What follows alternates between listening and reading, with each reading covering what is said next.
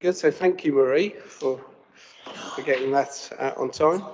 Welcome to the public and to the press. Welcome.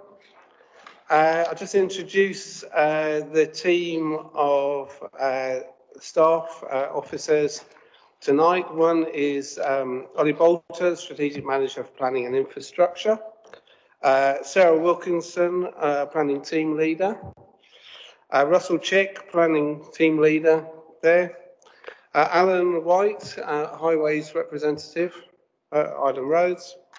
Ben Gard, Legal Advisor, and Marie, Committee Clerk. We also got Paul Fuller, the Cabinet Member for Planning and Community Engagement. There are no planned fire drills during this meeting, you'll be glad to know. If you hear the fire alarm sound, please treat it as a real emergency and evacuate the building via the nearest safe escape route. The nearest escape route is via the signposted set of stairs to your left as you leave the council chamber or public gallery. Exit via the door at the back of the building, walk across the inner car park around the building to the evacuation point, which is the pavement opposite the police station. The lifts can't be used in the event of an emergency. Please do not re-enter the building until you are advised it's safe to do so by a council member of the staff. I do request mobile phones are switched off or on mute. I request that no food is consumed during the meeting unless it's for medical need. And remind members that they cannot leave the council chamber during the presentation or debate on an application. If they wish, they will be unable to vote on that application. I would like to remind members of the public that they are present purely to observe the process. Thank you. I'll just run through the lighting system for the speakers. You'll see a little green light there at the moment. When you're asked to speak, the green light will display. When you have 30 seconds left, the amber light will display. You can see there. And when the red light displays, I will stop you talking with that noise. This is to ensure that all parties receive the same amount of time and that the process is seen to be fair. Now, just in addition, obviously, we're still very much with COVID. So when people are actually in breaks or moving around, please can you advise to use masks within that. And obviously, we've designed the room still so that there's adequate space between everyone. We'll now move to the agenda. And the previous minutes, can I have a proposer, a seconder? I've got a proposer from Councillor Christensen, a seconder from Councillor Quirk. Can we have a show of hands for the minutes? They're approved, yep. Any declarations of interest?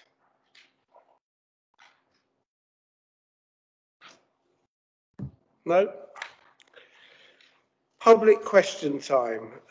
We haven't actually received any written questions. Is there any questions above? They cannot be about applications. No. We will now move to paper B, the planning report. I'll just inform everyone we will have a break between the planning applications. So, yes. Councillor Jarman, can you move to the other side as a ward member? Thank you. The first application this evening is lands to the east of Birch Close and north Solent Gardens freshwater, application 21-00357-full, which is a residential development comprising of 44 dwellings with access from Birch Close, access roads, parking and landscaping. Revised drawings and corrected labels re-advertised. Just point out to members, you were put a sheet which relates to the two applications or for extra information that's in front of you. I will then hand over to Mr. Chick, who's going to go through the application. Thank you. Thank you very much, Chairman. Good evening, councillors. The application site then is located just to the northeast of Freshwater. This plan in front of you at the moment, I'll just put the laser on so that I can point to where we are. So the application site is at the point of the red dot at the moment. Colwell Road goes past here, and there is a small place that leads in called Birch Close. Councillors will note the location of the main shopping area of Freshwater here, and then if by car you come up Avenue Road on the roundabout and then through Colwell Road, the application site just here. Just for locational purposes, Golden Hill Fort here is the closest listed building to the site, but there are no other listed buildings close to it. Just moving on to an aerial photograph of the site then. The application site is this section here of green space. Alongside it is Heath Hill Campsite. To the south of it are Solent Gardens, a 1970s residential estate. And then we have the earlier Victorian era housing development that mainly aligns Colwell Road with some modern infill along it as well. So the application site, just confirmation of the red line boundary here on the right hand side of the slide. And then the proposed layout of the development, I do have a better plan of that in a moment, it's slightly clearer than that one, but just showing the proximity of proposed houses alongside those within Birch Close and those that front onto Colwell Road, and then the properties in Solent Gardens here. While we were on committee site visits, several councillors did ask about pedestrian connections in the area. So I've just put together a couple of slides which show how one could walk from the application site to the centre of Freshwater. So this is looking at the existing links. So you could walk off of Birch Close down Colwell Road, then through this location which is called Heath Lane, and there's some photographs here just showing how the lane looks. It's a tarmacked, quite wide footpath that runs down this section of Freshwater and then back into near Silcombe Lane and then Prince's Road. And this point here of the cursor is at the end of the shopping area of Freshwater, and that is a walk of around 700 metres. Then moving through to potential link from Solent Gardens here is a photograph of Solent Gardens taken from the site looking down towards the centre of Freshwater. You can see here the link which I showed earlier in blue, with a link potentially in red there through Solent Gardens. That will be about 500 metres.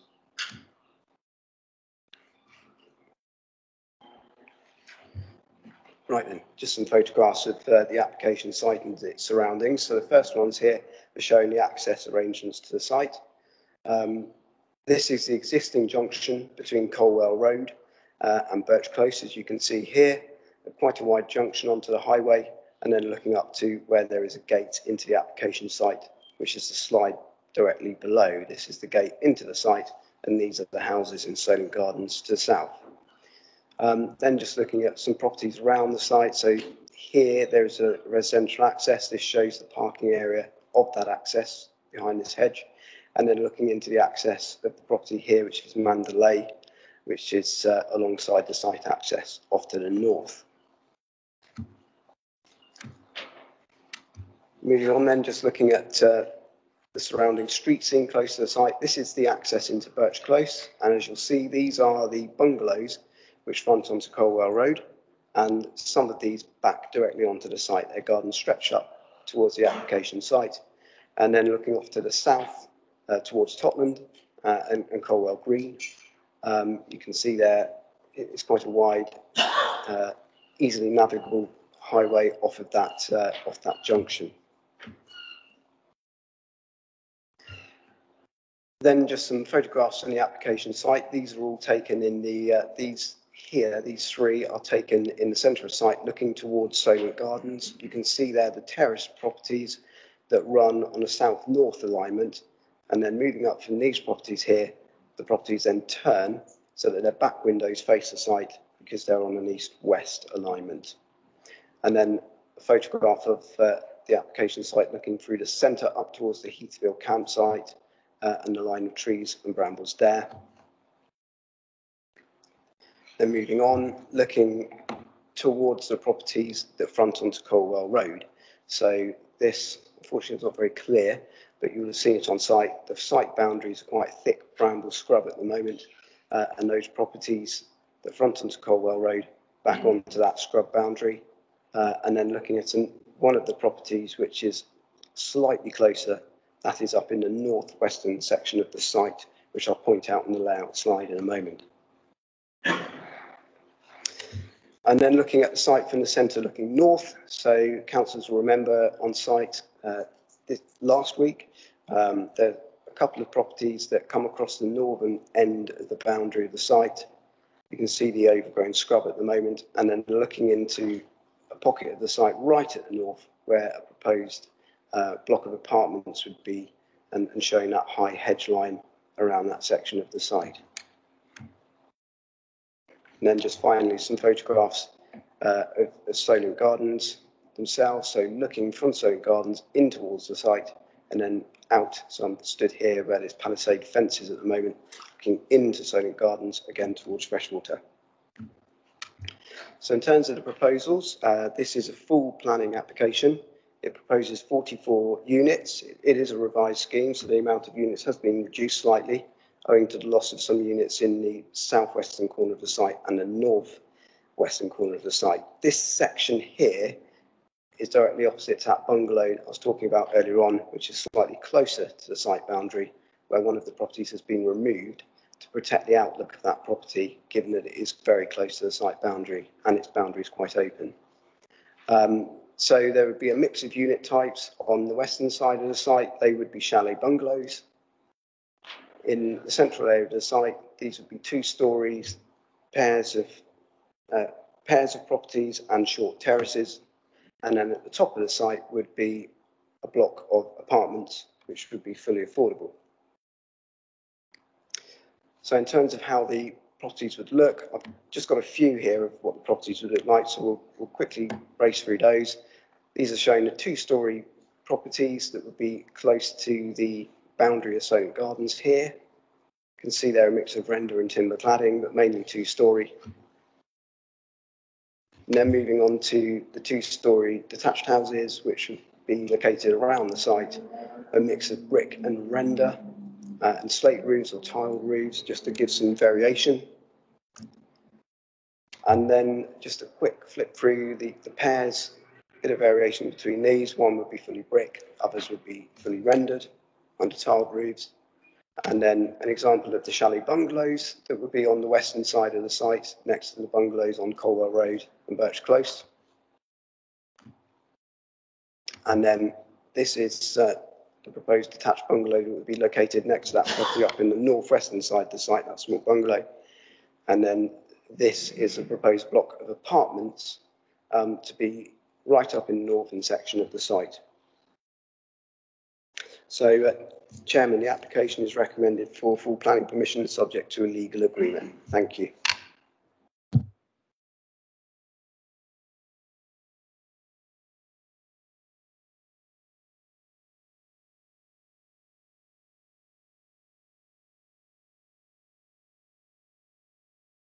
Thank you. Just looking at the layout. We now go on to speakers, and the first speaker is Mr. Hugh Jenkins. You have 3 minutes. Thank you. Good evening. There used to be an attractive coastal hamlet called Colwell, but these days it's an urban sprawl. Lots of money has gone into concreting green fields and building housing estates. And at the same time, the infrastructure has deteriorated with age and excess demand from new homes and construction traffic.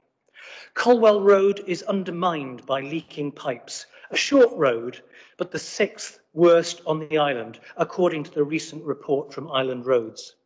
The sewage system is frequently overwhelmed. Since January, there have been 49 releases from the combined sewer overflows into Totland Bay and Colwell Bay.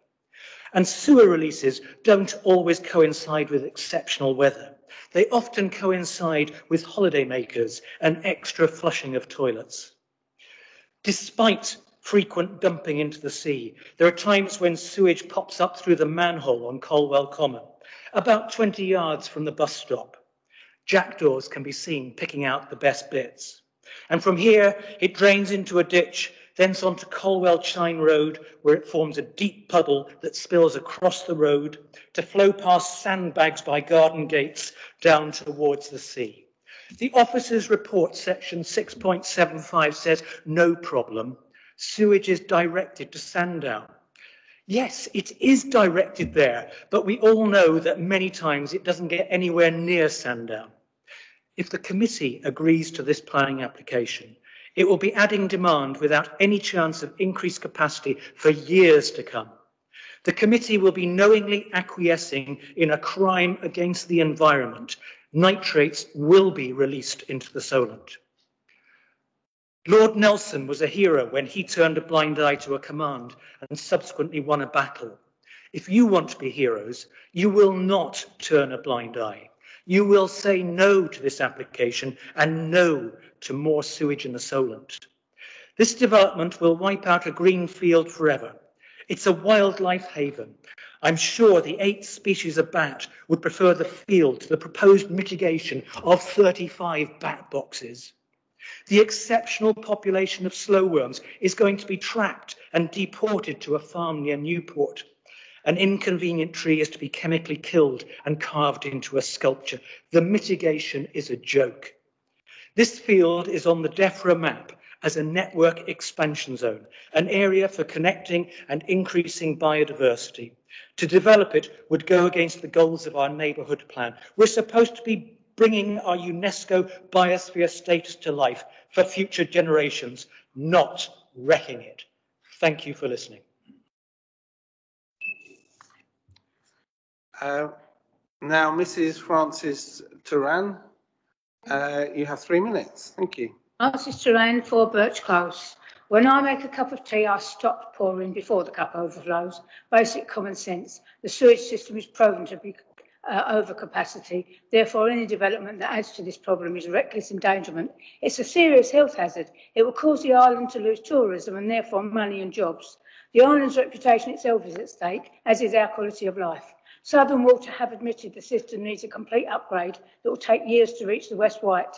Legally, they cannot refuse to add these properties to their broken system, but you can.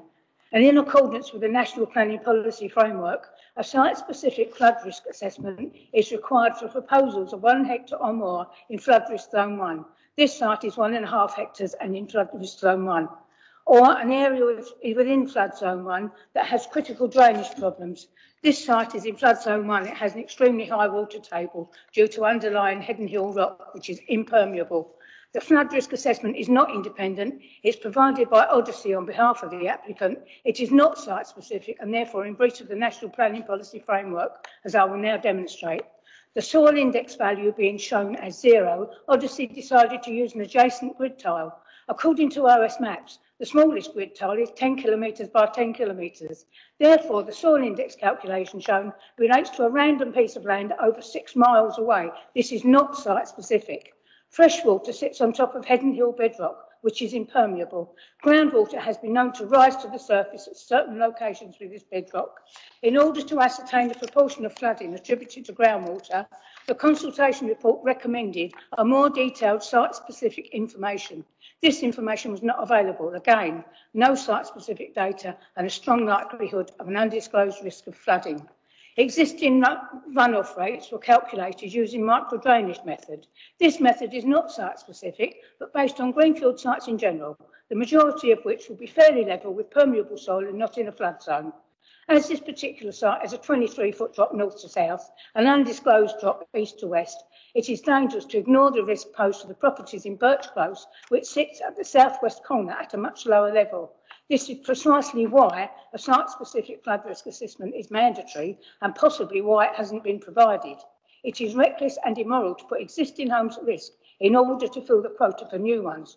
You can't devise a drainage solution without first knowing the specific problem. Therefore, the proposal does not meet the requirements of the National Planning Policy Framework. There are many more instances of this document's failure to comply with planning policy, not to mention the impact of traffic on Cornwall Road, the ridiculously narrow entrance to the development, and the destruction of one of the last untouched wildlife havens in this area. Human faeces trodden into our homes and swimming with faecal matter is not on our wish list, nor is the imminent risk of flood into our homes. Hindsight benefits nobody. Thank you. Thank you. Go to Councillor George Cameron from Freshwater Parish Council. You have 6 minutes. Thank you, Chairman, and thank you for inviting me to this meeting. Freshwater Parish Council objects strongly to this application. It is situated, it's a greenfield site situated right next to the brownfield site. There are regular occurrences of flooding at the existing properties, the bungalows you saw in the photograph of Colwell Road. The backyards are consistently being flooded every winter. On your site visit, you would have seen that towards the entrance of the site, it's like a bowl. You're below the properties next door. So it will keep flooding on a regular basis unless there's a plan in place for that. I just want to point out that the site is within the Solent Nutrient Impact Area and Regulation 63 of the Conservation of Habitats and Species Regulations 2017 is applicable. This means that the Isle of Wight Council must make an assessment of the impact of nitrates on the Solent ecosystem. It's already been pointed out about the sewer systems, and we all know it's been national press as well.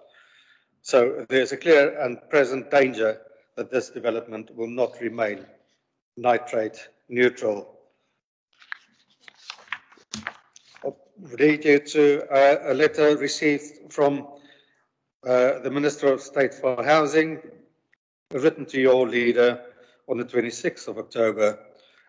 You know what it says, but I will point out in the second paragraph where it says, I am very conscious of the fact that that development, this is not in particular this development, but development can have on local communities and our environment. Through our planning reforms, we have set out that local and neighbourhood plans are fundamental to giving local people more power over planning decisions that affect them. I know how important this is to the people of the Isle of Wight, who place a high value on the unique local environment. Equally, there's no doubt that we have been building enough homes to meet our country's needs for too long. To help achieve our manifesto commitment to deliver 300,000 homes annually by the mid-2020s and 1 million homes over this Parliament.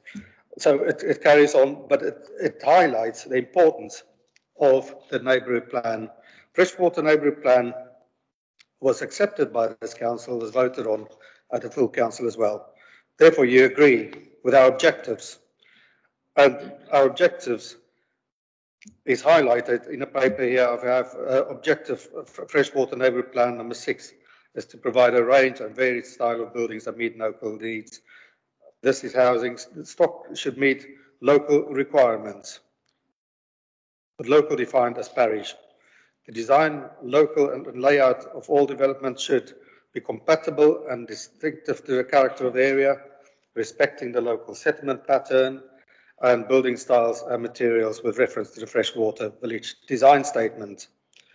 we need to find out if you refer to that document at all. It has to protect and take every available opportunity to enhance landscape and biodiversity, including through incorporation of landscaping appropriate to the site's context and character of the local area. It must conserve, where possible, and enhance the views referred to in the evidence document. Most valued views. Any development within these areas must ensure that key features of these views can continue to be enjoyed. Not increase the likelihood of surface water flooding within a village or exacerbate foul drainage capacity problems. It is going to cause a lot of problems if you are mindful to approve this site as proposed. And to allow for provision of increased infrastructure requirements such as utility, company structures, and to seek to minimize any diverse impact on the village amenities and services. Councillors, I urge you to look at this very carefully before you approve this. If you are mindful of approving it, I would like to see a reduction in units on the site, and I would like a full impact assessment done on the sewage system and adherence, as it states, onto the soil nutrient impact area and Regulation 63 of the Conservation of Habitats, special regulations of 2017. I will give it some serious consideration. Thank you very much, councillors. Thank you. Now to the agent, Andrew White. You have 6 minutes. Thank you, Chairman. Evening, members. The Council does not have a 5-year supply and has one of the lowest rates of housing delivery across the country. Earlier this year, central government confirmed that our rate of delivery over the last 3 years is only 54% of what it should be. These factors mean that the presumption in favour of sustainable development applies. Paragraph 11 of the NPPF is therefore engaged. This means that permission must be granted unless any adverse impacts would significantly and demonstrably outweigh the benefits. Before looking at the key benefits associated with this scheme, let's firstly explore some of the main material considerations. Character. The proposed scheme of 44 dwellings would not jut awkwardly into open countryside and would neatly round off the edge of the existing settlement. This is a visually contained site bounded by dwellings to the south, west and north, whilst the eastern edge is flanked by a campsite. Since the application was submitted, the number of dwellings has been reduced from 50 to 44 in order to take account of certain concerns. This has reduced the proposed density from some 33 dwellings per hectare to 29. This is considered to be appropriate for this location, recognising that the site sits at a transitional point between high density development to the south at Solent Gardens, which amounts to some 46 dwellings per hectare, and medium density development to the west fronting Colwell Road. This is a highly variable residential area with different house types and styles, with a propensity towards modern housing built over the last 40 to 50 years. As such, the proposed scheme of a scale and density commensurate with adjoining development will integrate well into its character and context, particularly by using good quality materials that would complement the surrounding area, as required by Policy DM2 and Neighbourhood Policy Plan FNP6. On to neighbours. The western boundary shared with Colwell Road properties was highlighted as being an area of concern. We have therefore reduced the number of units along this boundary from 12 to 7 and have replaced 2-storey houses and an apartment block with much lower chalet bungalows. As such, the amended scheme would not cause significant and demonstrable harm to neighbours. Highways. Island Roads recommend conditional permission, confirming that the highway network can safely accommodate 44 dwellings. This housing scheme would be a natural extension to Birch Close in terms of connectivity and accessibility to the surrounding public highway network. As well as the layout having been designed as a safe place for people to live by putting active travel modes, i.e. walking and cycling, ahead of cars, the proposals will also include enhancements to the off-site footway network, improving access to local regular bus services and Freshwater Town Centre for the benefit of both future residents and existing users. The applicant would also be prepared to allow for a direct pedestrian route between the development and Solent Gardens to the south, which has also been agreed in principle with the adjoining landowner, Southern Housing. Ecology. The application is accompanied by an ecology appraisal and phase 2 reptile survey. The Council, as ecology officer, is satisfied with the proposed mitigation and enhancement measures, including translocation of slow worms. Now on to the benefits. The key benefit is the delivery of a mixed housing scheme, offering a range of dwelling types in terms of size and tenure. Putting this into context, the Council's current housing needs assessment from 2018 confirms that there is an objectively assessed need to build 68 dwellings per annum in the West Wight. Monitoring reports on the Council's website show there were only 61 completions in the West Wight smaller regeneration area over a 3-year period, averaging out at just over 20 dwellings per annum. That is woefully short of the Council's own housing needs assessment. We are proposing 44 dwellings, which significantly would include 16 affordable homes to be secured in perpetuity by way of a Section 106 agreement. Of the remaining 28 market dwellings, only 3 would be detached, with most being 2- and 3-bedroom semis and terraces, thus targeting the greatest need for this sub-market area. Clearly, the sequential preference, although not a formal policy requirement, is to redevelop brownfield land first. We've consulted with the Council's Brownfield Register. This lists 70 sites across the island, with only 5 are in the West Wight. According to the Register, these sites have a collective yield in the West Wight of 49 dwellings. Of the 5 sites, 1 is in Wellow and 1 is in Norton Green. The third relates to a specific enabling site at the West Bay Club in Yarmouth. This leaves 2 sites. 1 in Tottenham for 5 dwellings and only 1 in Freshwater for 7 dwellings. These will not even scratch the surface when looking at the Council's housing needs assessment. It is therefore understandable that the current draft island planning strategy is allocating greenfield sites within Freshwater, significantly including this site. It has an identified yield of 50 dwellings, but for the reasons already discussed here this evening, we are proposing 44 dwellings. So, in summary, is this a suitable location for new housing members? Yes, by virtue of being adjacent to the settlement boundary, in a sustainable location and well connected. Furthermore, your new draft planning strategy allocates this land for housing. Is there a need for new housing? Yes, overwhelming, with no 5-year supply and the rate of delivery falling persistently and significantly below the target established by the housing needs assessment. Can the identified need be met on brownfield land? Absolutely not, with only 1 site in or close to the centre of Freshwater on the brownfield register. Is the layout and density as proposed commensurate with the surrounding area? Yes, it complements the surrounding built environment and would not cause significant or demonstrable harm. Finally, would any adverse impacts significantly and demonstrably outweigh the benefits of the development? No significant adverse impacts have been identified by your officers, meaning that the presumption in favour is engaged and consent should be granted. Thank you very much, Chairman. Thank you. Now come to the local ward councillor, Councillor Jarman. Thank you, Chair. I'm glad that in this regard my time is not so restricted and I can be a little bit more purposeful and perhaps talk a little bit slower than some of the others have had to. And first, Chair, let me thank you for the opportunity to talk today as a ward councillor and to fairly represent the residents I serve.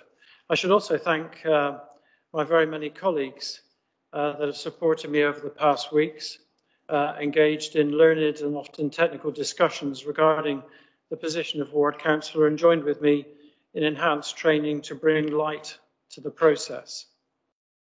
The voices of residents, of local community groups and of the parish council have been raised with clarity, with passion and in unison. I've attended community meetings at Freshwater Parish Hall, Freshwater Parish Offices, Colwell Baptist Church, Freshwater Library, together with colleagues from various groups represented here today. And all of the feedback from the residents has been the same. I've listened to the over 500 attendees, and it is their voice, not mine, that you should hear amplified today. Firstly, to the serious issue already raised briefly by others, but also raised loudly by residents regarding drainage and sewage. A topic affecting almost everywhere on our beloved island. over the past 2 decades, an accelerated plan of housing estates has arrived in Cornwall, Totland and Freshwater. The tarmac and concrete destroy our environment, erode biodiversity and remove valuable leaching through open meadows. The combined impact has overwhelmed not only our local services, but also the local infrastructure. All are aware of the insidious position in which this places Southern Water. They have a legal regulatory obligation to support connections to their network. When asked if they support the connection, they must say yes. Anything else would be a breach of their operating conditions and invite the gavel of the regulator. It is not Southern Water that create the situation with sewage bursting through the manhole covers along the Cornwall Road and on Cornwall Common. I've seen it myself, running down our roads and overflowing from overwhelmed pumping stations at Totland Bay and Cornwall Bay, places where I, my friends and my family love to bathe. They run into our once pristine seas and spoil our beaches. It is horrendous. It is caused by overdevelopment. I trust that you have all seen the horrendous videos of sewage in homes in the Cornwall area and being feasted upon, has been pointed out, by flocks of birds on our common land. Decisions that continue development, obligating demand on Southern Water, forcing increasingly large and frequent discharges with which an overwhelmed system cannot cope, simply invites tragedy. My residents demand that this fails on all of the above points, specifically including FNP 6E. Turning to our environmental and biodiversity issues, I've received 48 representations from local residents on this category alone. Birch Close Field is the last, I repeat, the last greenfield haven, a meadow, between the now highly urbanized areas of Cornwall and Freshwater. A narrow corridor of exceptional biodiversity that allows the remaining wildlife to survive. Multiple species of bats, badger and fox runs, the resounding call of birdsong, and a unique concentration of slow worms like no other. The decision taken today is akin to deciding the fate of the last community of great whales, the last herd of elephants, the last flock of a rare species of bird. I am asked by residents if this valuable biological space is to be protected according to our biosphere, ecological and environmental policies, or if the planning committee will drive a stake through the heart of all that is dear to us. This application fails in respect to all of the ecological requirements of this council, our plans, and specifically the FMP Part 11. There is not and cannot be any net environmental gain from this proposed development of a wonderful greenfield meadow. Turning now to need. The housing needs of Freshwater, Totland and Cornwall are regularly checked.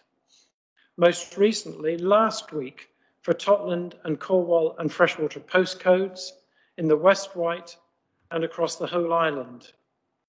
I am acutely aware of the needs of others, and many of you will be familiar with my charity works in this regard over many years.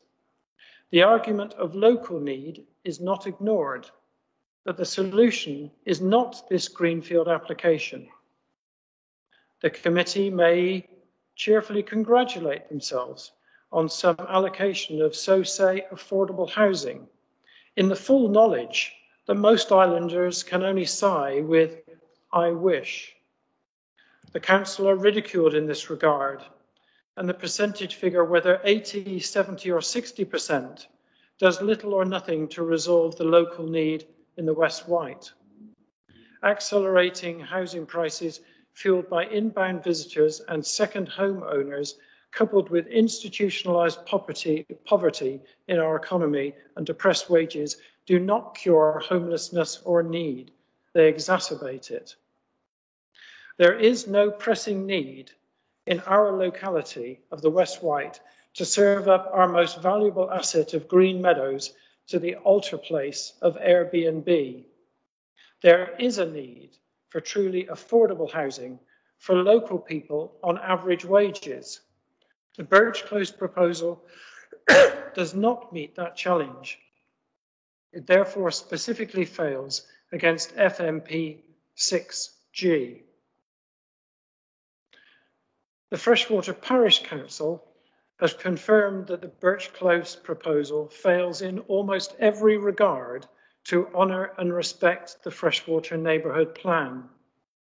Historical applications on this site have been rejected consistently, but curiously not reported in the summary document.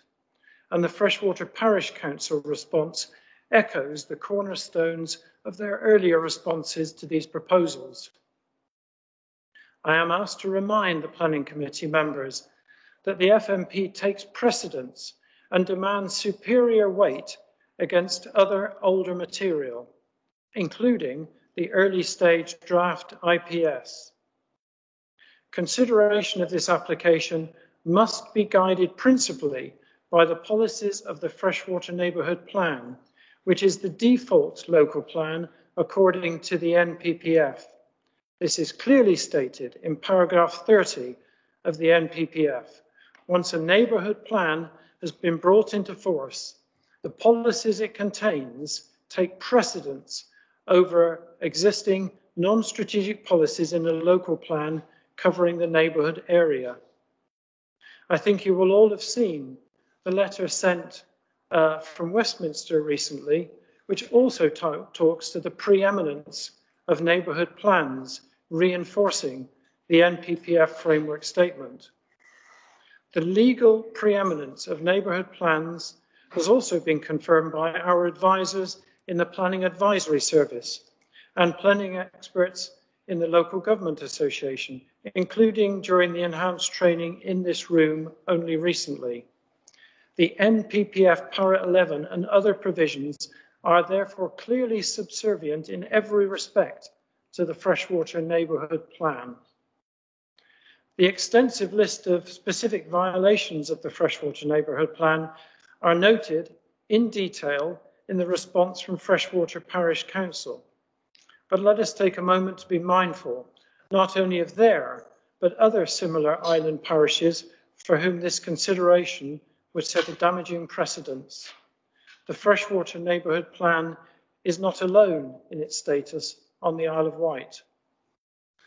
The Freshwater Parish Council have required the existing development boundary to remain hard as is and not to include this adjacent greenfield site. They have set the same requirement clearly in their comments to the draft island planning strategy. This violates their decision and requirements. In conclusion, my residents, community groups, and the local parish councils are eager to hear how you will respond to their plea. Thank you, Chairman. Thank you, Councillor Jarman.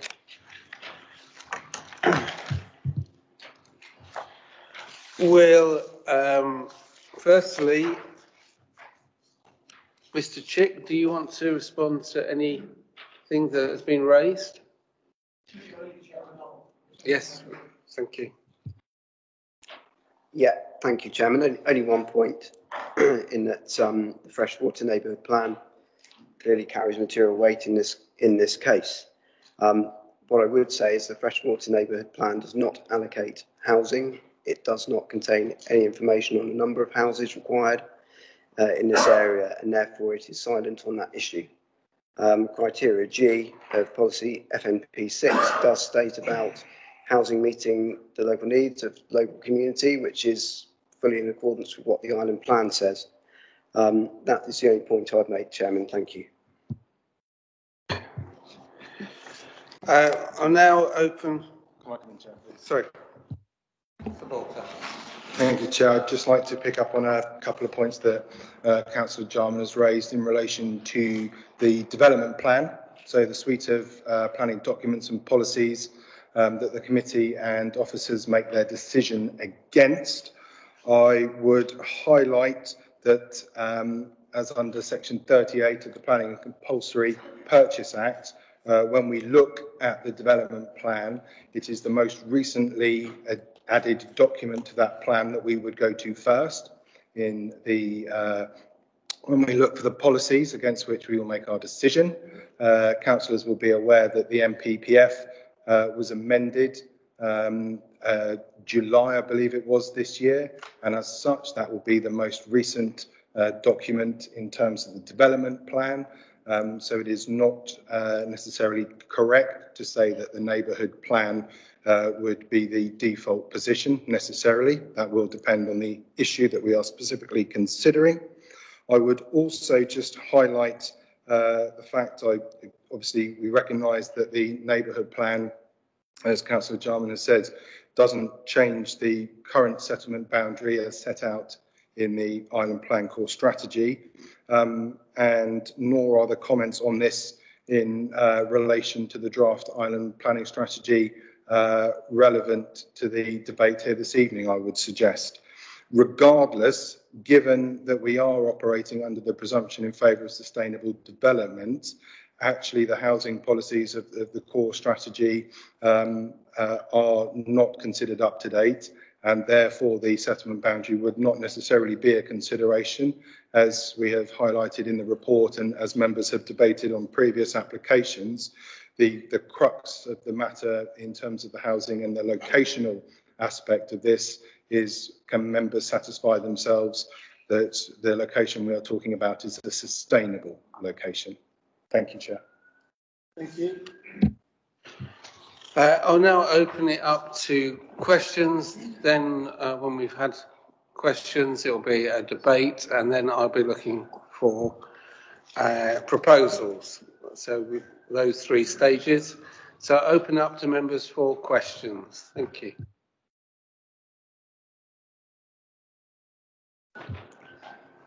Councillor Quirk.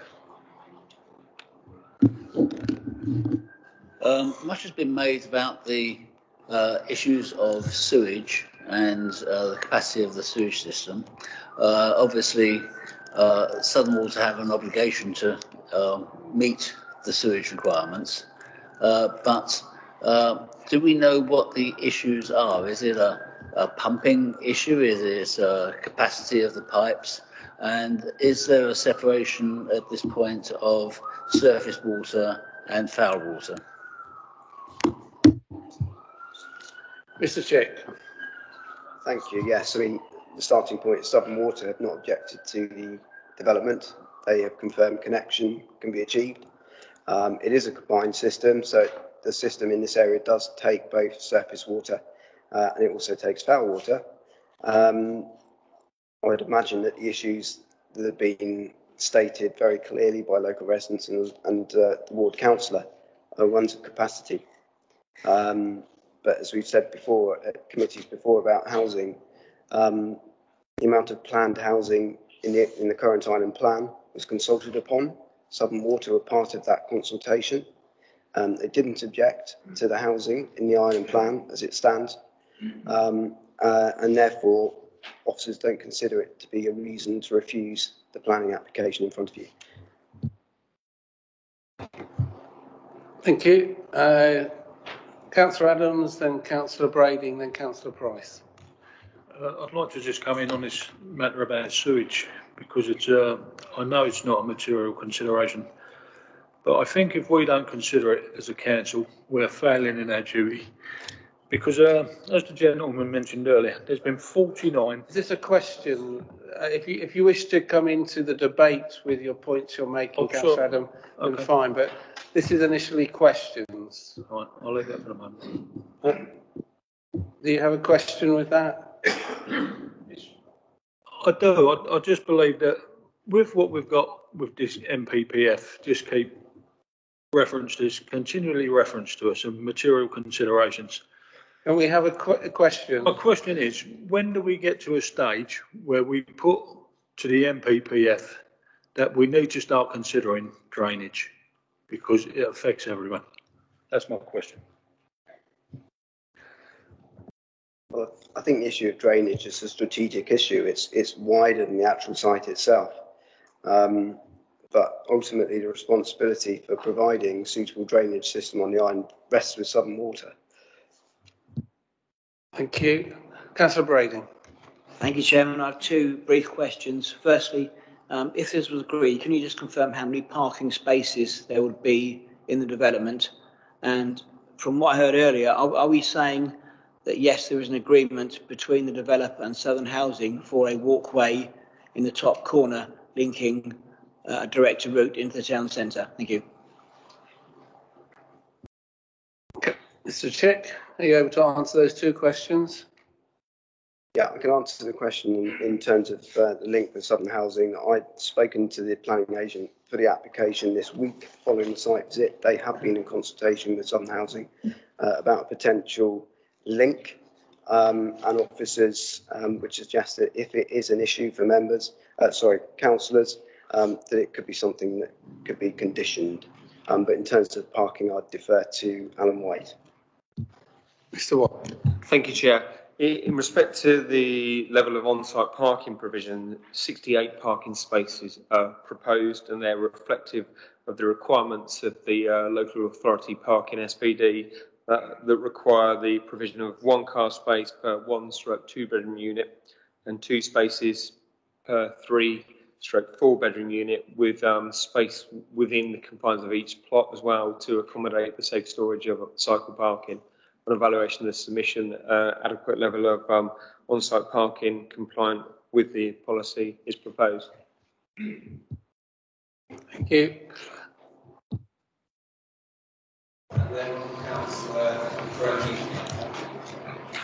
Thank you, Chairman. Mr. Jenkins referred to how many times sewage has been ejected into the Colwell Bay.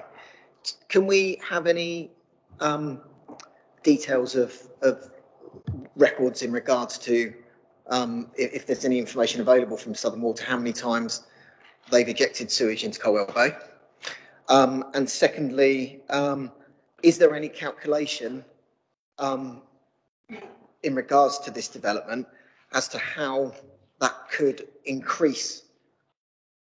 Or is there a projection for what the increase could be for those kind of events when sewage has to be ejected into the Colwell Bay? Thank you.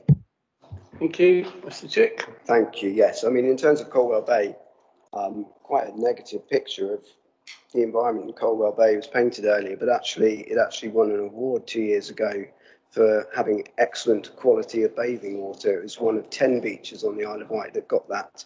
And that's following much stricter guidelines that were issued in 2015 for water quality in coastal areas. So to have gained that accolade, there has to be a very high level to reach that level of excellence which Colwell has got. I can't tell you how many times Southern Water have discharged into the sea. Planning Authority doesn't look at planning applications at that micro level. The purpose of planning applications is to look at whether a proposal is a suitable land use, and obviously constraints to a site can be flooding. But the site is within flood zone 1. A drainage strategy has been put forward. It details that sewage from the site, so foul water, will go into the system. Southern Water had stated that they have capacity to do that. It will be treated at the wastewater treatment plant at Sandown. So we have that confirmation from the statutory undertaker. So for that reason, officers have no reason to consider it to be a constraint to the development.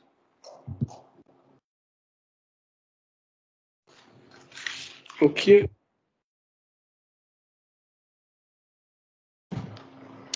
Thank you, Chair. I detected an element of doubtfulness amongst the objectors regarding the affordability of housing on this proposed site, a site that would provide 16 affordable homes, 8 of which would be affordable for rent. And whilst I have some scepticism about affordable for sale properties, I'm interested to know if there is a move away by officers from the current definition of affordable to rent, which is 80% of market rent. I only ask that question because, as colleagues over here know, I represent a ward where I have around about 1,000 housing association tenants, all of whom are paying 80% market rent. And when we last built serious amounts of affordable housing on the island 6 or 7 years ago on the Pan Meadows estate, I do recall those houses being let almost instantaneously, including to people from the West White.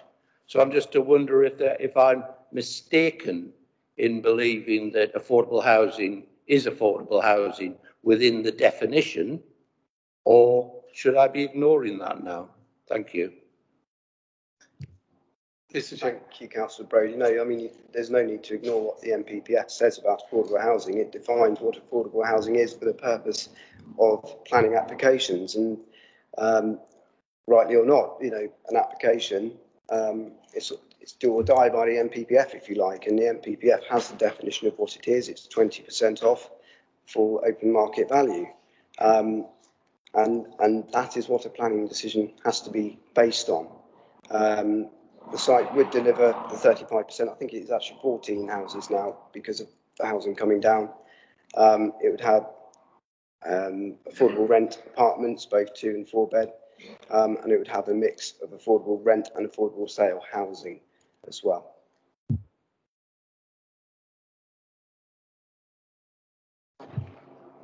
Supplementary question? Well, it's not supplementary, it's another question. Thanks for that, Mr. Chick. In, I think it was Councillor Jarman's representation on behalf of the residents of Totland and Colwell, it referred to the council's advisors at the Planning and Advisory Service. Can you clarify whether we are now being advised by an external agency or whether we can still rely on the advice given by planning officers? Thank you very much. I think that's a question for you, Mr. Bolter. Thank you, Chair. I can confirm that your officers are still here to advise you, and it will probably come as no surprise to any members of the committee that I am firmly of the belief that your officers are the best place to advise you. However, members will be entitled to undertake their own research and find information from their own sources. But yes, officers are still here to assist and advise councillors, not only at the meeting, but in advance of the meeting as well. Thank you. Now have Councillor Oliver and then Councillor Drew. Thank you, Chair. Yeah, 2 questions I can, please. With regard to parking in Birch Close, I'm assuming that the entrance will have double yellow lines down both sides of Birch Close. Is there any allocation for displaced parking within the new site? And also, on one of the pictures you had fairly early on, it looked as though there was a load of earth being dumped at the top end of the site.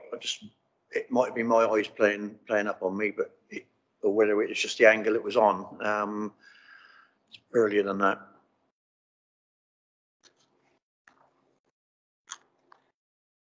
Thank you. So yeah, I'll answer those questions best I can. In terms of Birch Close, as I understand it, the TRO is for actually just one side of the highway. It's on the southern side of the highway. So if you look at, let's see if the cursor's working. There we go. If you look just here where that Citroen 2CV is parked, it would be on that side of the road where double yellow lines would be placed. Now, the properties within Birch Close all have their own existing parking areas, well in excess of the parking areas that we would require for housing nowadays. So some of those properties have got long driveways that could accommodate 3 cars. And it is something that officers have looked at very carefully, because we understand if we advise for a TRO, there can be impact on existing residents, and that's a fair concern. So having looked at that, we have looked at the amount of parking that those properties have. They have existing parking, which is easily enough to cater for those properties, as you can see in those photos, and as you saw probably on site last Wednesday. In terms, sorry, what was the second question, Councillor Oliver? It looked as though there was a load of earth up on the top end of the site, backing onto the caravan park. Is it? It looked as though there's a load of earth mounded up there. Yeah, I've walked the site a lot recently. I went yesterday as well, and I think that is probably just the autumnal appearance of brambles and various scrub that's up in that area of the site just dying back. It has just turned brown. But I didn't see any earth up there or any evidence that any vehicles have gone across the site at all.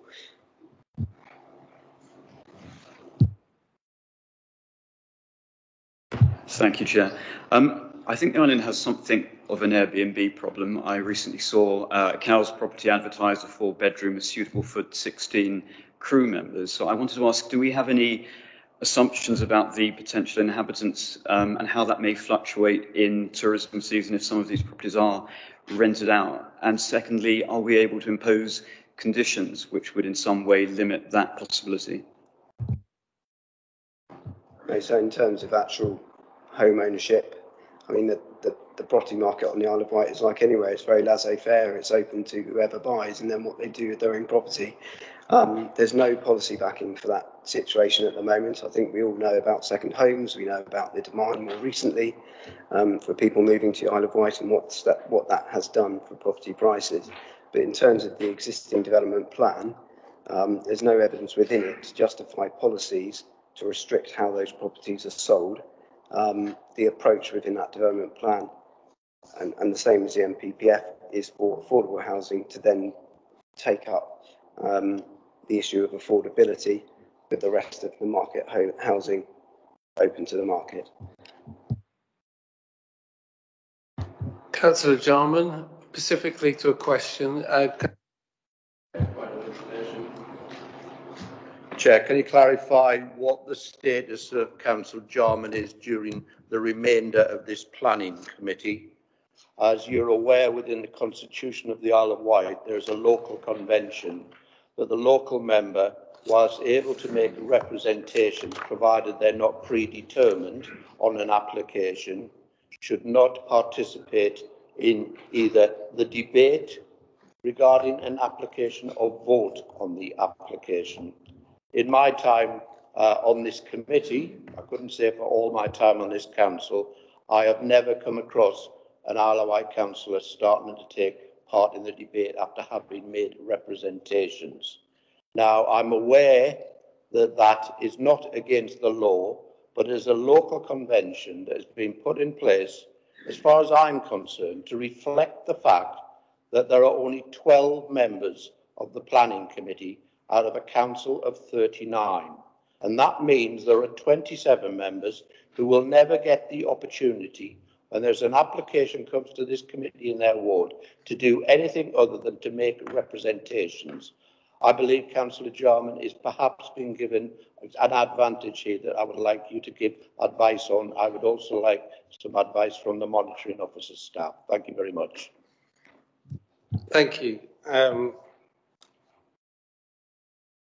Councillor Brodie, you're aware as Vice Chair that myself and Chair have communicated with Councillor Jarman about the convention.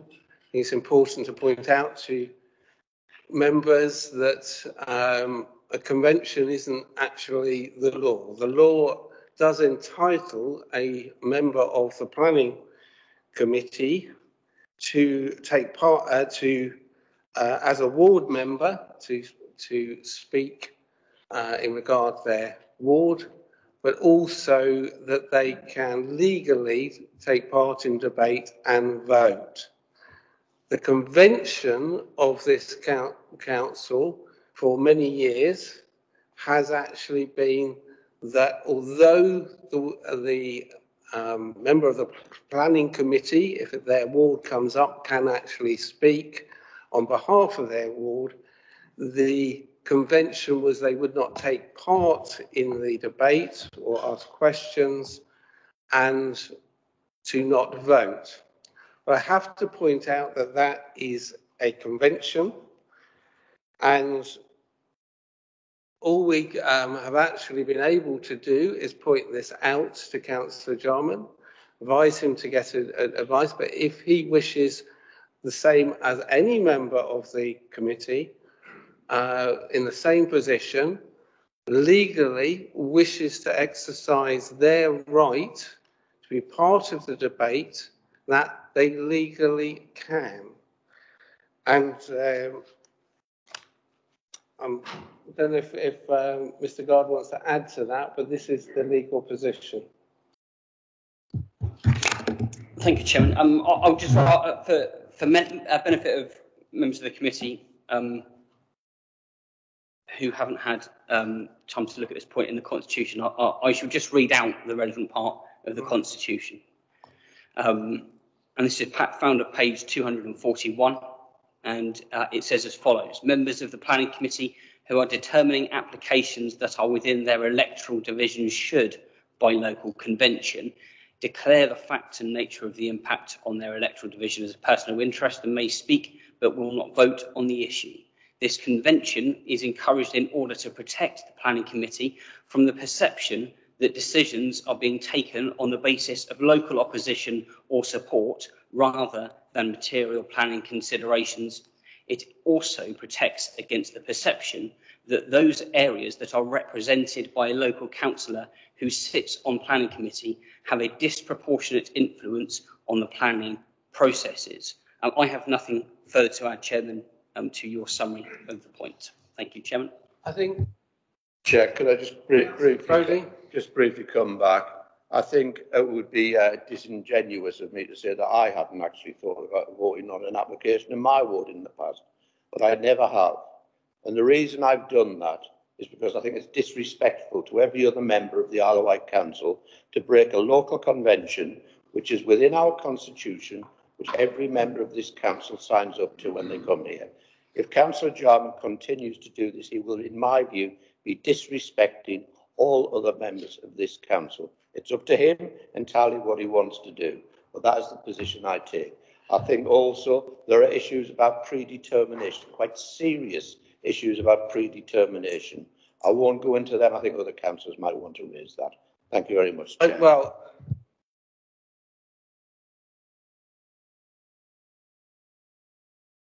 participation of individual members is not a matter of committee debate. And I will then actually move on. Councillor Brading, right? Just a quick point of order. At a previous council meeting, certain members were not allowed to speak because they predetermined their view. So I'd just like clarification. Obviously, Councillor Jarman's got a strong view. Totally respect Councillor Jarman's view. But having predetermined his view, my understanding was from my training in planning that if you predetermined a view, that means you couldn't take part in the debate or the vote. Is that not now the case? To do with the reality. So the reality is the convention. Within law, a committee member can actually speak on behalf of their ward and they can take part in the debate and to do. As you know, there is a meeting next week because there has been this issue raised for all the planning committee to discuss this. I would have preferred that we stick to the convention for this meeting until we resolved the issues that have been raised within our constitution. But I have to acknowledge, along with our legal advice, that if Councillor Jarman wishes to take part in the debate and wishes to vote, legally he cannot be stopped within the view. Is it a point of order, Councillor Quirk? Can I just... Yeah. Thank you, Chairman. Just one quick point of clarity, if I can. These are two separate and distinct points before you. One is a matter of the local convention, and that point has been addressed. The second one is a separate and distinct point about whether members have predetermined a matter such that they cannot determine the item, and you have had no declarations of interest at the start of this meeting on that point. So they are two separate points. One is a matter of local convention, and one is a matter of whether or not a member has predetermined an item such that they feel they need to declare an interest and not participate in the vote. And they are two separate and distinct items. So to make that point for clarity, thank you. Thank you, Chairman. Councillor Quirk. My point of order was along those lines, that there's the legal entitlement to speak, there's the Constitution's view on the matter, but actually, if you have predetermination, it's a question of standards in public life. There isn't. I mean, the point is, we've gone through the process prior to the meeting, and I'm under the understanding clearly that Councillor Jarman wants to break the convention and wants to be able to take part in the debate and vote, and he legally can. Councillor Jarman, this is a question, right, not a debate. Thank you, Chair. Everyone is aware of the extensive discussion on this beforehand, and I want to thank you for reaffirming my ability here. And I would. Can I have your question? I do need to note. No, I need to answer Mr.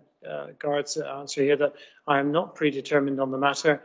I've confirmed that in writing. I've shared the information to it, and I would hope that was to your satisfaction, as it has been to the satisfaction of the monitoring officer and the legal staff. A question. That was the question. I'm hoping it's to your satisfaction.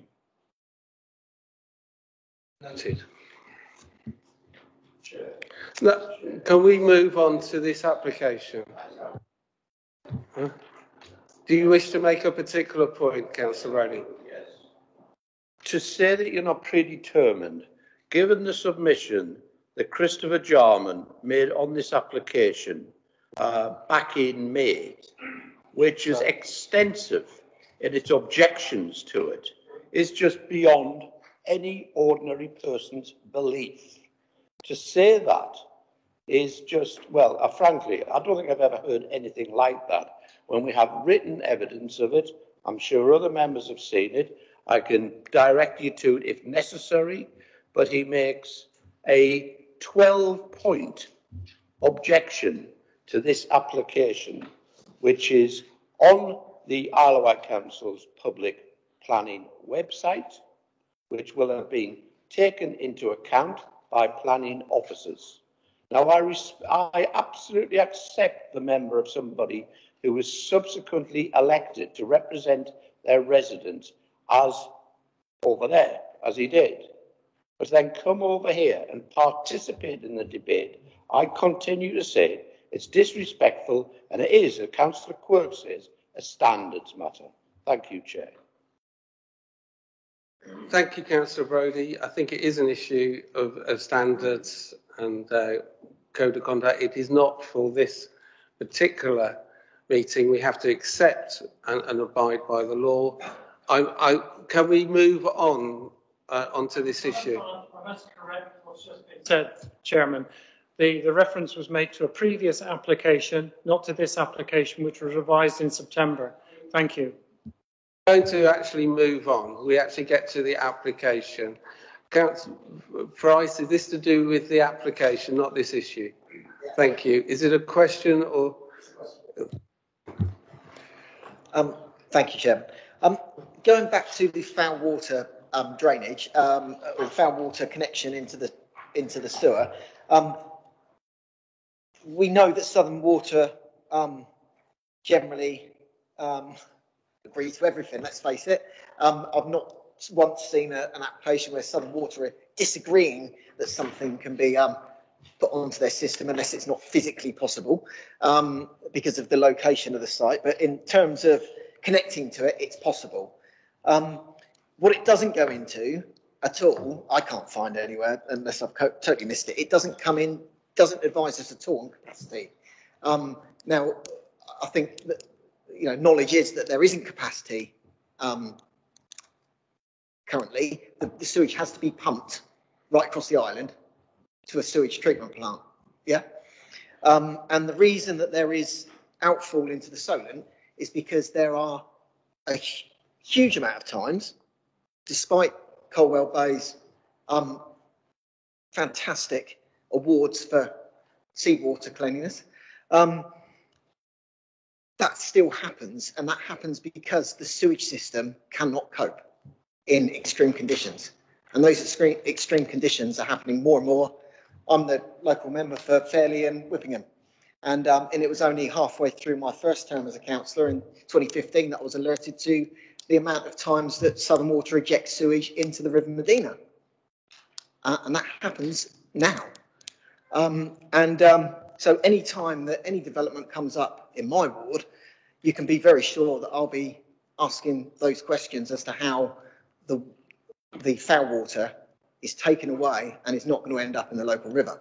And making sure that it doesn't end up in the sea, it is a priority. It's not maybe a planning consideration tonight, but I do think it's a priority. It affects our biosphere status. It affects many elements of the local plan, for instance, and the biodiversity of the area, effects on wildlife, and so on. But I think the biggest point and question that I've got is that we've been told it can connect to it, but can we have an actual answer as to whether there is capacity to take that connected water to it? Do we have an explicit paragraph from Southern Water to say that it can cope with the foul water from that site? That's what I'd like to hear tonight, that we do have that explicit confirmation of that. Yeah, I mean, on the basis of Southern Water having objected to the development, that shows that there must be capacity in the system. They have a duty to connect, for a start. I have dealt with planning applications myself where Southern Water have written to us and objected because of a lack of capacity. Housing out at Shalfleet was objected to originally by Southern Water because there was not enough capacity for foul sewage, and the developer therefore had to enter into a planning condition and contribute to the improvement of a sewage treatment plant in Shalfleet and pay for the connection to that plant. So they do object to developments where there is clearly no capacity, but they haven't done that on this basis. They have confirmed that the site can drain into their network. They confirmed where it will drain to. Yes, there are treatment plants that go into the Solent, but Southern Water have confirmed that this area of the island, particularly this site, will drain to their treatment plant at Sandown. And what I would say as a planning officer, look, if it was an issue, we would need factual evidence to show that this particular site is going to cause a significant impact on capacity, or that there was no capacity, or that it would have a significant impact on the environment. But we don't have that information, we don't have that evidence in front of us. We have the statutory undertaker, the responsible undertaker for the sewage network, is saying that it can connect to it. Sorry. Thank you. The only thing I would say, but that means that we don't have evidence to say that it won't either. Look, I think, as I said before, we are looking at this development. If there is a wider strategic issue in that Southern Water is pumping raw sewage into watercourses, into the sea, that is subject to different legislation, different enforcement, which is undertaken by DEFRA and specifically the Environment Agency. And we've all seen the outcome of that recently and what can happen when the permit limits are not met. But that is separate legislation. That is not the role of the planning authority, certainly not in determining the planning application. We are looking at the acceptability of the land use.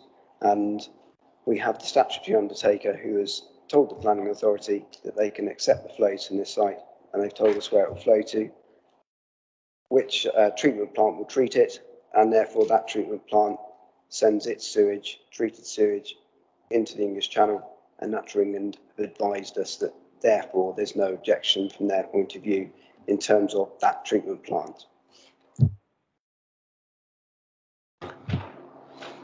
Okay, I'm going to Councillor Critchison first, before I come to you, Councillor Chairman, because you hadn't had the opportunity to speak. Thank you, Chair.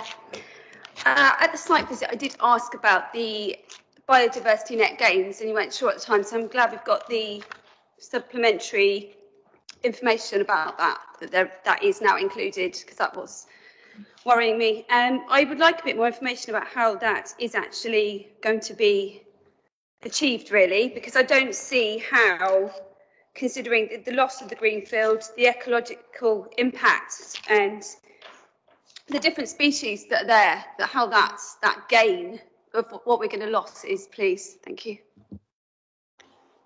So the tests differ between areas of the island and what is a designated site and what isn't a designated site. Now, when I'm talking about designated sites, I'm talking about special protection areas, triple SIs, Ramsars, those sites. The site is outside of those, and therefore the assessment is not caught by the habitat regs. We're not looking at the absolute certainty of impact that you would for the habitat regs. We are looking at a different assessment, which is what is the harm and can that harm be mitigated? So the applicant has undertaken an ecological survey, the original surveys which underpin that report, what forms what we call the baseline environment for that application site were undertaken in 2017. They are updated in May this year, following concerns from the council's ecologists on the age of those surveys.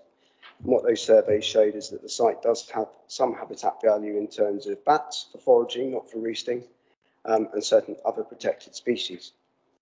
So that report has set out a range of mitigations. So on the northern and eastern boundaries, vegetation will be retained, some planting will be undertaken, and some grass planting as well with specific seeds which encourage invertebrates, nesting species of birds. There's other mitigations as well, so the site won't be cleared within the bird nesting season.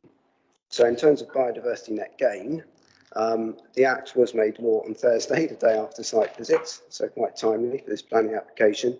And what officers have advised in the update paper is that the conditions should be updated, specifically condition 18, so that there is biodiversity net gain delivered on this site. That is 10% above baseline value for ecology.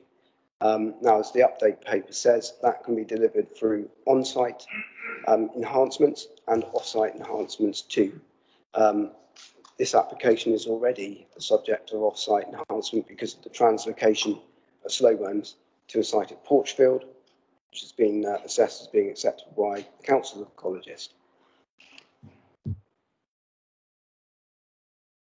Thank you. I'm going to want to move it along to the debate shortly, so I'll take two more questions. I had Councillor Jarman and Councillor Adams. These are specific questions.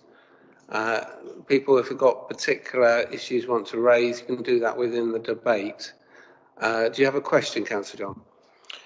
Just two questions, if I may. The first one is if the officers could enlighten us on section 3 in the report. It says there's no relevant history, but there's no reporting of the previous applications or determinations.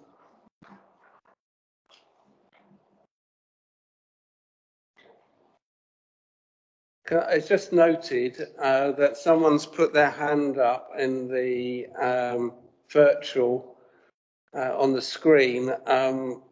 Please can you put your hand down because you're not part of this committee, so you're not entitled to speak. So thank you.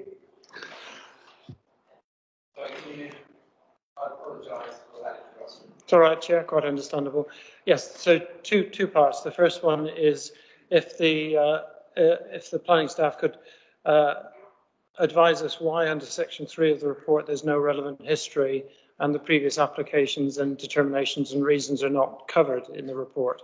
And secondly, to ask if they were aware of the fact that we as a council have a beach officer who has access and monitors the Environment Agency site Beach Boy, also for the benefit of the other councillor who asked a question on this, where we actively monitor discharges, and in detail those figures are available publicly. Mr. Chick. Thank you. Yes, so in terms of relevant history, we will normally publish relevant history in relation to the current development plan.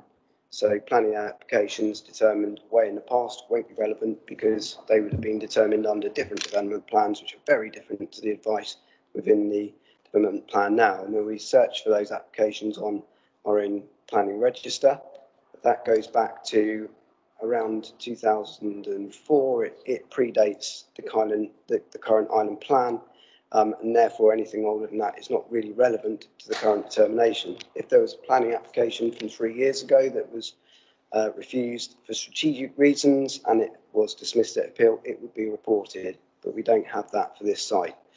In terms of the beach officer, yes, I am aware that the council has a beach officer and we monitor these things, but it's about actually identifying the cause of an effect.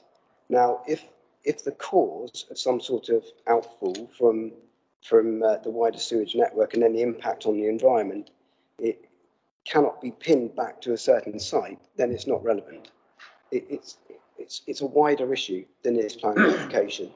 As I said before, we are looking at the land use acceptability or not of this application site, and an issue that is taking place, although partially relevant because yes, this site would of course generate sewage. We're being told that it will be treated by the Sandown plant, which outfalls into the English Channel, not into Colwell Bay. So whatever is causing those discharges into Colwell Bay, whether they're acceptable or not, we don't know that. It's a wider issue outside of this planning application. Thank you. Councillor Adams, do you want to... A question. I'd just like to ask, with regarding the BAT survey, is there any checks done to ensure that the people that carry out these surveys are actually qualified to do so? Absolutely, yes. When an ecology survey is undertaken, one of the first things our ecologist does is check the qualifications of the person who undertook it. The ecologists are, and I have seen the qualifications of the ecologists who undertook the BAT surveys. Those BAT surveys are extensive. They accord with the guidance that Natural England issue.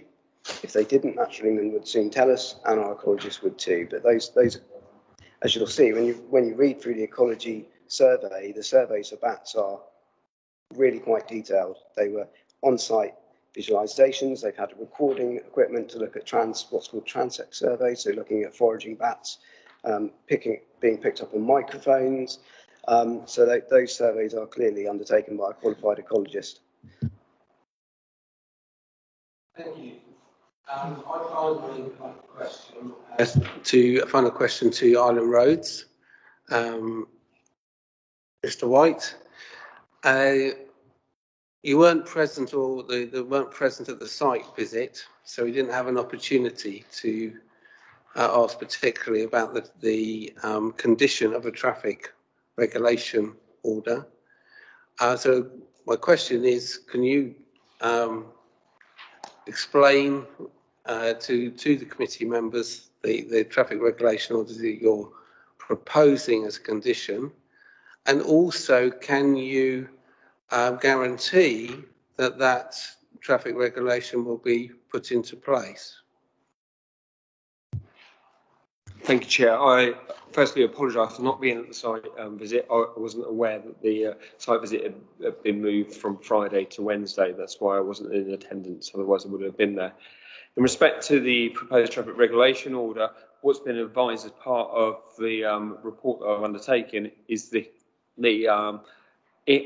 installation of double yellow lines on the southern side of Birch Close and about the junction with Colwell Road to prohibit parking in that area, to protect both junction and pedestrian visibility, and to ensure there's clear passage for private and motor vehicles entering, exiting the site and the junction. The traffic regulation order process is subject to a separate public consultation process, and I can't sit here this evening and say that there's a guarantee that it will be approved. Thank you. I open up now to the debate for members to now fully debate the application. Anybody wish to take in the debate? Councillor Oliver. Thank you, Chair. I'm uncomfortable with how the debate has gone, and I would like to propose that we defer the application to allow for further clarity and debate on the constitution and the voting rights within the committee.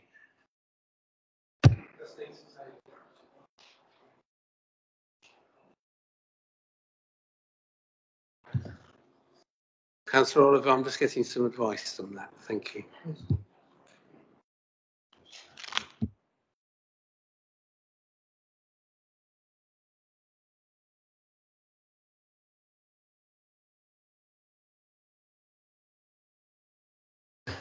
Mr. Gold is going to reply. Thank you, Chairman. The advice from officers is that there's no planning reason there to defer the item. The advice has been given in relation to clarity of voting rights, and there's no further advice that can be given on that point. So the advice to members is not to defer for those reasons. But should you need, or should members come up with reasons, planning reasons to justify a deferral, and that's a matter for them. But on the reasons that's being put forward, there's no further advice to give on the clarification of voting rights here today. Thank you, Chairman.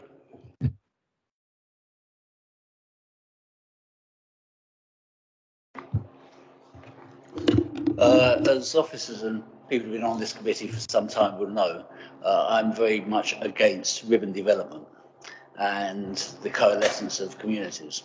But the only way that you avoid that is to actually build backwards and build behind your ribbons. This site is behind the ribbon, and it's a site that's landlocked. It's got buildings on three sides of it and a campsite on the other side that will probably ultimately be developed. The environmental biodiversity on the site is basically in the hedgerows, from my reading of the environmental report. Maybe that was a question I was going to ask, and maybe that could be confirmed. But my reading is that the site itself, the field, the meadow, doesn't have a lot of major ecological value. It's the surrounding trees and hedgerows, and so they're being maintained and kept. So this actually seems a developable site, and I understand the issues with sewage. I'm a councillor for the Bay, and that's where most of the sewage actually gets pumped out into the sea.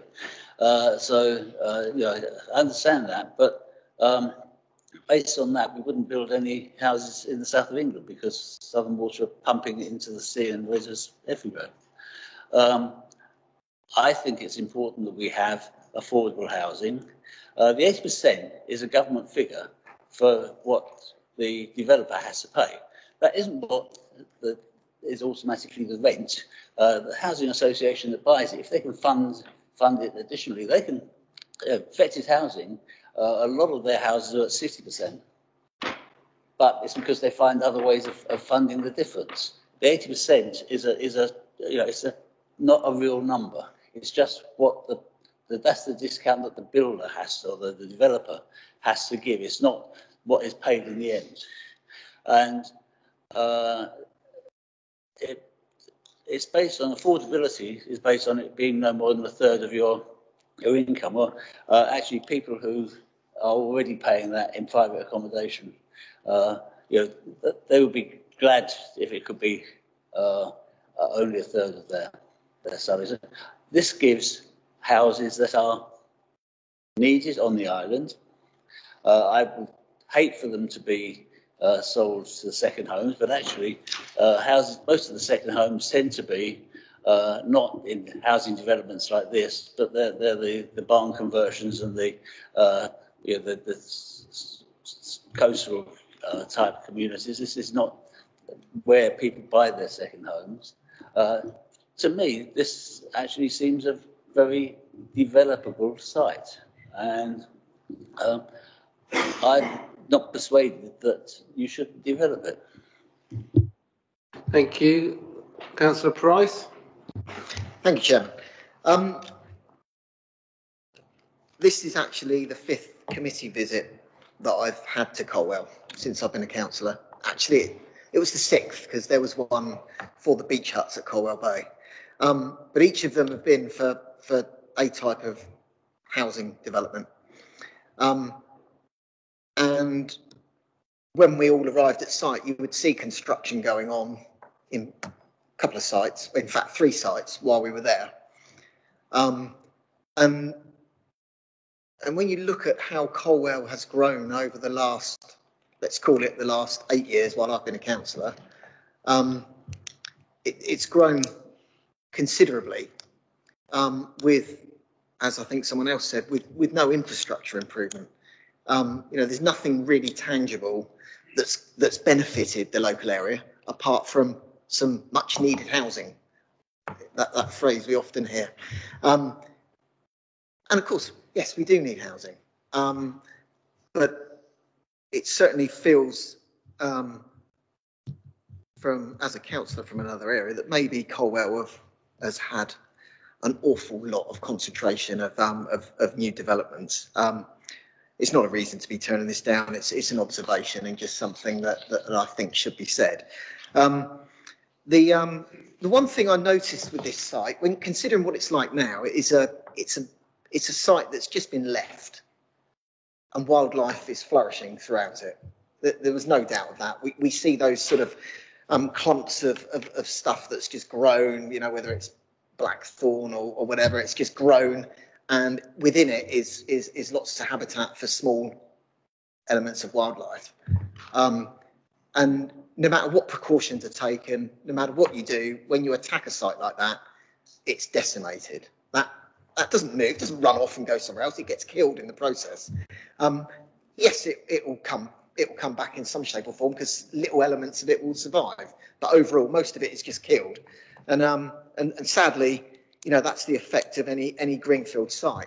What I find really strange about this site is that when you look at it, where's the landscaping? Where's the replanting of trees and stuff? There's, if there's a picture I haven't seen, please let me see it. But I think we're very much leaving it down to new homeowners to bring back the wildlife and plant some stuff that's going to benefit the wildlife of the area. It just doesn't look like there's enough concentration of replanting from a site that is previously undeveloped.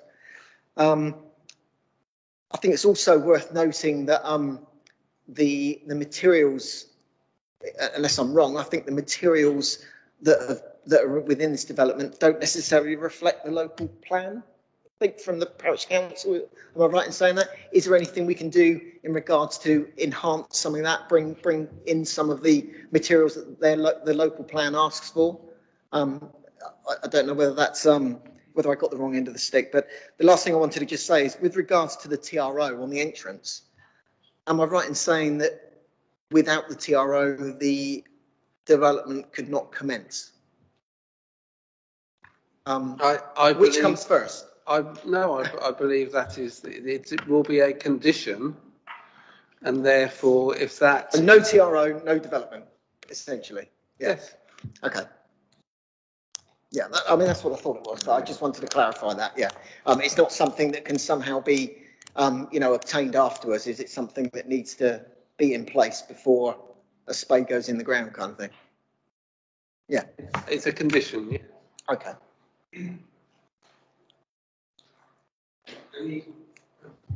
Ones who would like to debate, Councillor Brodie.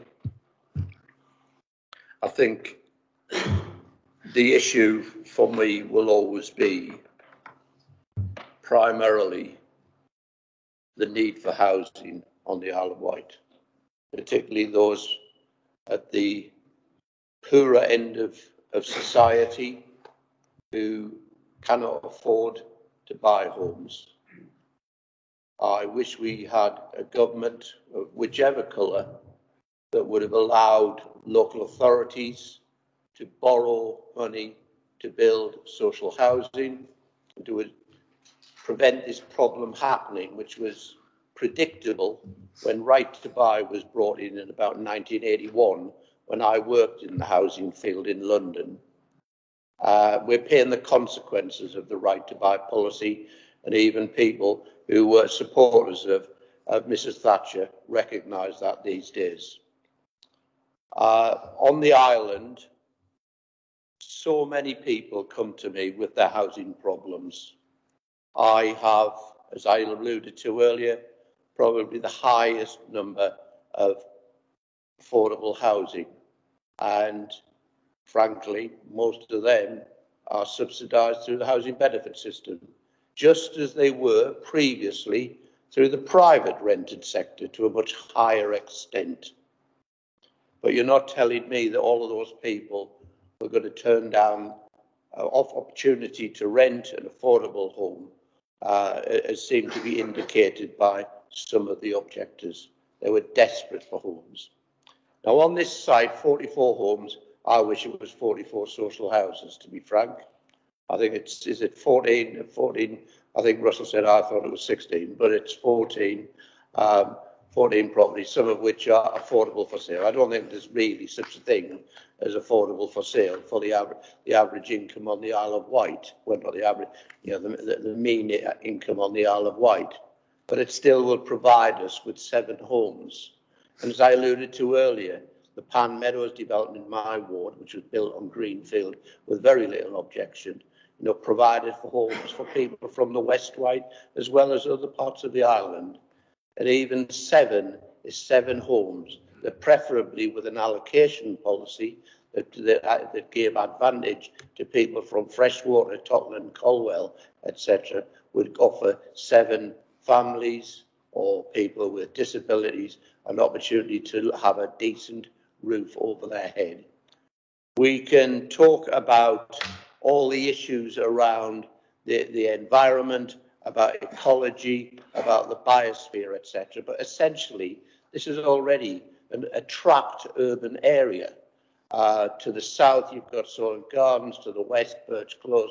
To the north there are fairly extensive properties. And to the east, you've got the Heathfield campsite, which will also, as Councillor Quirk alluded to, almost certainly be an application for development in the future. It's in our draft island planning strategy, this piece of land, and I think it can be developed with respect to whatever wildlife is living in that area. I will support this application. I've heard nothing that particularly makes me want to vote against it. I hear all the concerns about sewage. The issues about sewage are the responsibility of Southern Water. It would be helpful if Parliament, also MPs, voted to take action against companies like Southern Water, but they don't. Somebody one day will deal with those issues. But everywhere, as Councillor Quirk again, and I do worry how often I agree with him sometimes, given our political differences. But I mean, he understands the issue of sewage as well as anybody, being a beer representative.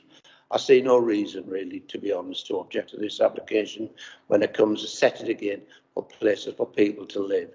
I wish it was 44 social, it's not, but I'll still vote for those 7 that are affordable to rent, because 7 is better than 7 homeless families. Thank you, Chair. Do I have any more in the debate? Yeah, I'm just looking at the picture again. I'm just surprised that there's not some more something more in regards to landscaping. We talk about being carbon neutral and things that soak carbon. Anything that grows in the ground generally will help relieve some of the pressures of carbon. And that is a very important part of everything we say and do. Is there anything that we can put in place in regards to the condition that would mean that each property via the developer has to plant a certain amount of something? Because there's nothing actually sort of listed in there. But could we say 10 evergreen shrubs and 1 ornamental tree per property or something? Is that completely out of order to ask for something like that on what effectively now is a wildlife-rich greenfield site? Russell, sorry, Mr. Chick. Thank you. Yeah, I think it's a good point. And look, the proposals in front of you show the areas of landscaping, which would involve some tree planting, retention of those boundaries to the north and the eastern edge of the site. But obviously, the conditions have been slightly updated in the recommendation as a result of the requirements for net gain.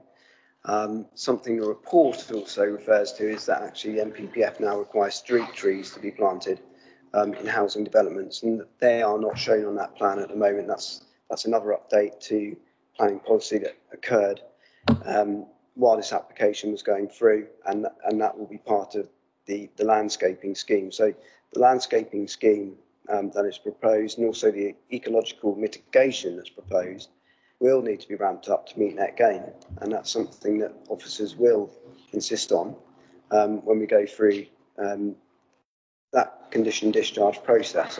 I don't think we can necessarily say, what should go in each garden. You don't want to be prescriptive, but we would expect species to be native so that they fitted in with the ecology in the area and provided those stepping stones that all sites really do need to provide for wildlife. We don't want them to be just rigid fenced sites with no landscaping. That doesn't benefit wildlife. It doesn't benefit any of us when we look at sites. So we will expect additional landscaping on that site through tree planting and through enhanced landscaping mixtures of shrubs and certain trees that will encourage wildlife, because they have food sources on them, for want of a better phrase. But that is wrapped up in the current conditions. So I think what I can say is that what you see on the plan, that bare plan at the moment, is something to be built upon through that condition compliance process.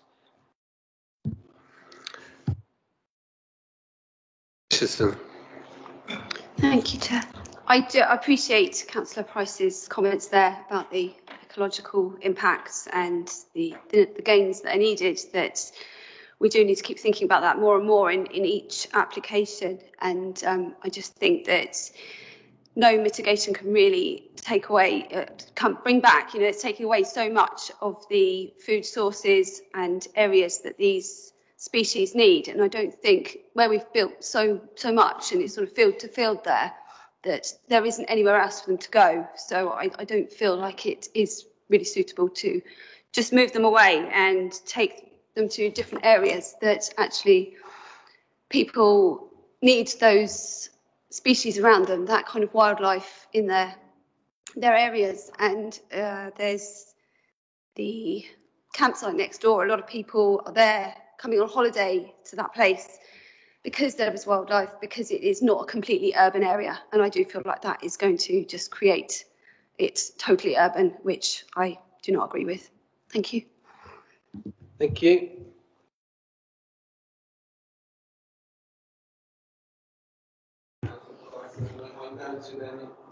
I was going to move that we accept the officer's recommendation and approve. So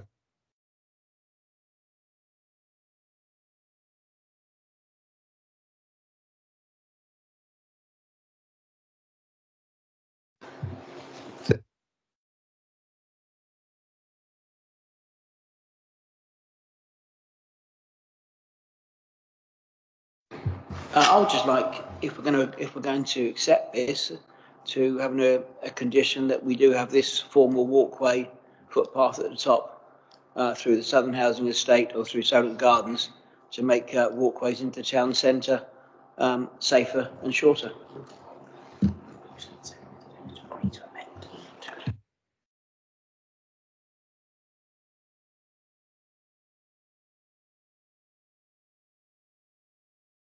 Just need to clarify that. Yeah. Okay. Thank you, Chairman. Yeah, we've got that. Sorry, Chairman, just one last thing. The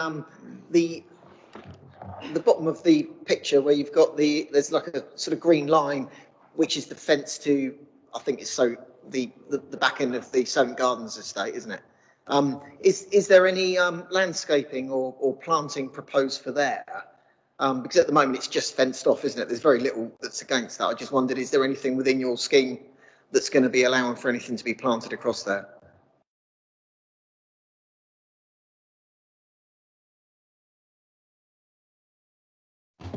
I'll answer that.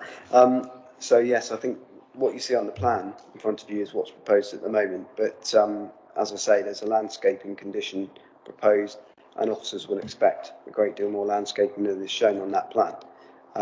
And therefore we would well, firstly, we'd be mindful of what committee members, councillors have said tonight about the need for additional landscaping. But believe me, officers would expect that too. And so yes, we would expect some landscaping in that area, and I think to meet the requirements of net gain, there will need to be landscaping in those small areas of open space that you see on the plan. Thank you. Well, we have a proposal and seconders. So I'm going to actually go to the vote. Those in favour of the proposal for approval? 1, 2, 3, 4, 5, 6. Those against? 1, 2, 3, 4, 5, 6. Chairman, you have a casting vote under the Constitution. Yes. On this matter. I vote. We will then obviously need to move to a. Is there a proposal for refusal? Councillor Christensen. Thank you. I propose that we refuse it because of the unacceptable loss of the greenfield and ecological impacts and nitrate impacts and the development boundary, settlement boundary issues. I don't know quite how to word that. All of it. Yeah. The unacceptable loss of the greenfield and ecological impacts and nitrate impacts, and it's outside of the settlement boundary.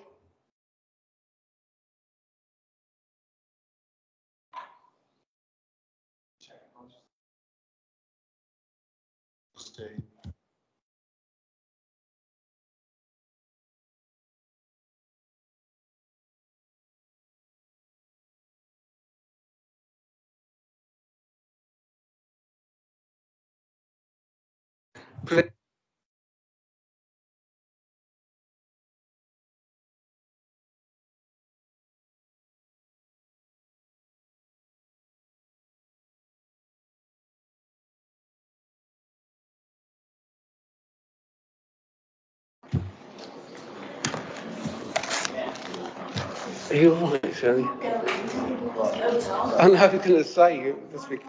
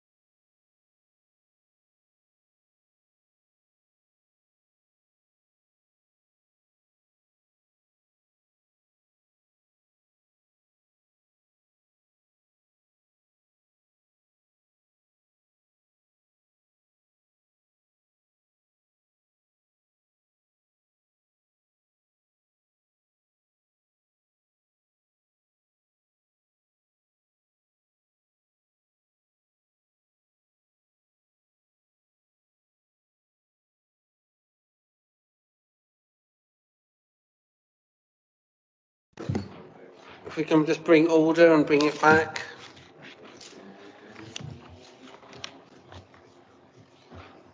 Mr. Bolton wishes to respond, Councillor Christensen, to your proposal. We hadn't actually got a seconder for the proposal, so is there a seconder? Councillor Adams. Mr. Bolton, Mr. Chick. Thank you, Chairman. So yes, I mean, officers have listened to the debate and the concerns that have been raised as the motion for refusal. I think I'm going to sort of go through them backwards, really, because I'm going to start with the housing issue, which, as I understand it, the concern about settlement boundary. And to give you some context, the West White in the existing island plan is identified to deliver 240 houses over the period of the plan. But the council doesn't have a 5-year housing supply, and it is undelivered significantly on housing. 54% of the housing that the plan says the island needs, where people need to live. And 54% is very short of that. And because of that, we are in a position, the council's in a position where the presumption in favour of sustainable development has to be applied. So it ramps up the weighting that you give to housing when you balance up all the issues for an application site. And what the presumption in favour says in the NPPF is about identifying adverse impacts that would significantly and demonstrably outweigh the benefits of that housing. That's the wording of the NPPF. In terms of the settlement boundary issue, we don't have settlement boundaries at the moment because we are in that presumption in favour. The council loses those settlement boundaries, and it's therefore about sustainability, which is exactly what the presumption in sustainable development is about. If we weren't in that position, the site would be immediately adjacent to the settlement boundary, and therefore, for locational purposes, which planning inspectors are still taking into account in policy SB1, the site is in a sustainable location. So officers would advise councillors that there is significant risk with putting in a reason about sustainability or the settlement boundary, particularly because the settlement boundary doesn't really exist at the moment. In terms of loss of greenfield, there's nothing in the plan that says greenfield development is unacceptable. Now, when you look at the council's brownfield register, it's obvious that the housing that is needed, identified within the island plan and within the housing needs assessment, will take place, the majority of it on undeveloped land. So it's about then looking at where is that undeveloped land? Is it a protected landscape? Is it covered by designations? If it isn't, then the chances, the weighting against it being used falls. I think the loss of greenfield probably blurs into the ecology issue. There would be a loss of some ecology on the site, but the council's expert ecologist is advising that the development is acceptable, subject to the mitigation that's proposed within the ecological survey. And I think the other thing to be mindful of is if an application went to an appeal, a planning inspector will not limit their judgment to looking at the site. They will not just stand in the middle of the site and look at its four corners. They will cast their net much further and look at the character of the surrounding area. And the character of that surrounding area is chiefly residential. In terms of the nitrates issue, the issue of nitrates is considered within the council's position statement on that particular issue. That position statement was drafted by the council's policy team in consultation with Natural England, who have ratified the findings of the position statement. The findings of the position statement is that if a site drains to the wastewater treatment works at Sandown, then it avoids impacts on the protected sites that should be protected from nutrient loading, and therefore it therefore then doesn't cause harm to those protected sites. Now, we know that Southern Water have been consulted and they have confirmed that the site will drain to Sandown, and therefore that would go against a reason for objecting to the development on nitrates. Now, officers have heard your concerns, and I think it's important that if you still have concerns on some of those issues following this advice, that you should elaborate on them and maybe hone in on what those issues are and give some policy basis based on the policies of the plan, which includes the neighbourhood plan or the NPPF, on why this site isn't a suitable site for this proposed development when you balance up those issues, taking into account that the presumption in favour of sustainable development is enacted on the island. Thank you.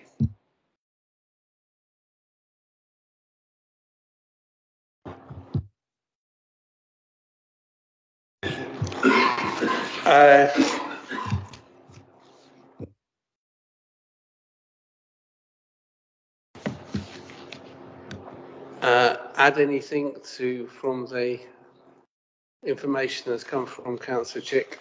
What to put forward are most of the for rejection. How do you mean? What do I need to add in? I didn't have my copy of the island plan strategy to give the numbers and everything. Did you want me to add those to it? I think the link is the neighbourhood plan, which is the freshwater plan, and the particular points that in MPPF 30, page 10 of it, says that the neighbourhood plan takes precedence within that. Are you actually referring to that plan? Well, yeah, I wanted to make sure that any motion we put forward for rejection actually includes the points from that neighbourhood plan and from the island plan as well. I just think we're in a difficult situation because we've had a tied vote. There's obviously half the council, half the committee oppose this application, but they need to come up with a reason. Officers don't feel that they can produce something that is sustainable given the presumption in favour of development. Now, I would suggest, Chair, that you were one of those who opposed approval of this. You're the chair of the committee, you used your casting vote, that you should perhaps be given a lead in terms of this. Councillor Christensen is a relatively new member of this committee, you're not. So I would suggest that you give some sort of lead, or perhaps Councillor Price could do that, another one who voted against it, who also has vast experience on this committee. Thank you, Chair. Thank you, Councillor Price. Yes, Chairman. I mean, I've said many times, I sit here at a committee and I come in with a very open mind and I want to be convinced. I want to be convinced that I should vote for something. I don't feel convinced that I could vote for this, but I also feel that we've got very little to hang on to that would hold up an appeal. And I think that leaves us in a really, no disrespect to Councillor Christensen, I voted against it, as you did, Chairman. And I voted against it because the loss of that field will have a severe impact on the local area. There's no doubt at all. There's no one can sit here and convince me otherwise. However, in planning terms, if this goes to appeal, I'm struggling. I am an experienced member of this committee. I'm struggling to see, actually, after this debate, what we can really put into a motion for refusal of this application. The only thing I've got myself is DM13, which is loss of green infrastructure. And I'll be quizzed by the officers, I'm sure, as to what the loss of green infrastructure would be. And the only loss of infrastructure would be the fact that you've got a very unmaintained field that offers a good local habitat for wildlife. But I don't think it's strong enough. I don't feel it's strong enough to hold up if this went to appeal. And I absolutely am sure that this would go to appeal. Now, never do I vote, and I can assure any members of the public here, never do I vote with any fear of an appeal. However, when it's a site that I actually really feel that we're going to be on really dodgy ground, I would rather get some conditions. I would rather get some gain for the local area. And at this moment, unless there's a significant reason for rejection with some policy-based attachments to it, I don't really think that I will be able to support that motion at this stage. I just want to say that up front. You know, it's not rolling back on the fact that I voted against it, because if you put straight to the vote now, I'll vote against it again. But have I got a material plan and reason to turn it down myself? DM13 is all I've got, I'm afraid. Thank you for that. And I take Councillor Brodie's point. I voted against the approval because I was very uncomfortable with the fact that you have a community that has a neighbourhood plan and spent, you know, considerable time and local money from the parish council to put that in place, and listening to the reasons linked to this plan, particularly FNP 6, which talks about the sort of narrow corridor, and FN 11, and particularly this link to the neighbourhood plan, which is given precedent within NPPF 30. But I also, like yourself, need to be convinced a little bit more within that. So I ask again, Councillor Christensen, can you link to the neighbourhood plan able to add some weight? I particularly make reference to the points that I made about FM6, FNP 11, and regarding that. And I would like to seek from Councillor Chick and Mr. Bolter in regard those points and the freshwater neighbourhood plan. Councillor Brodie. Thank you, Chair. Yeah, I mean, clearly our officers are floundering a little here and trying to find something. And I think I reflect back to our meeting back in July, where we had members of this committee who wanted to refuse an application without sustainable reasons. And it became embarrassing that I had to keep asking them, what reasons have you got to refuse this application? And they couldn't come up with anything that was going to be defensible, frankly, at any appeal stage, as far as I was concerned. I think it is, if you're going to refuse this, you need to have something seriously sustainable. Otherwise, we're just going to be throwing council taxpayers' money away on a lost appeal. And that's my concern. And to continue to keep asking relatively inexperienced members of the committee to come up with reasons from the freshwater neighbourhood plan, which is not in general circulation amongst us over here. You may have a copy there. I haven't got a copy in front of me. I think it's a bit unreasonable. I plead again, either yourself or Councillor Price should be the ones who are doing this. Perhaps you need another 5 minutes adjournment so the pair of you can talk with officers and come up with a sustainable reason to refuse this. Otherwise, some of us have got a proposal to put for approval that will be slightly different to the one before, that will probably command majority support. Thank you, Chair. Thank you. Thank you, Chair. It might help councillors with their deliberation on this issue if I just pick up on an issue that Councillor Price raised, if I may. And I would have to advise that I think we would find it very difficult to sustain refusal based on what you've said, Councillor Price, in relation to DM13. The core strategy policy on green infrastructure. This is particularly in relation to the nature of the land, and whilst not disputing there is an ecological benefit to the state of the land as it is. I would highlight that it is not designated either through the international, national or local designations, and nor is it identified as open space through the background work that the council has done to support the core strategy.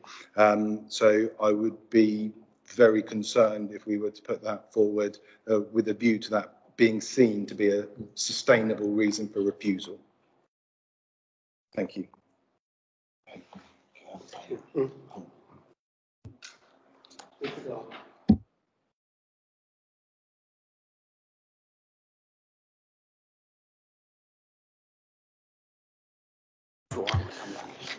Councillor Price. Yeah, I think I need to just reiterate what I've already said, which is, you know, I've voted against this for my own reasons, and I stand by voting against it, but we need to come up with sustainable reasons to refuse it.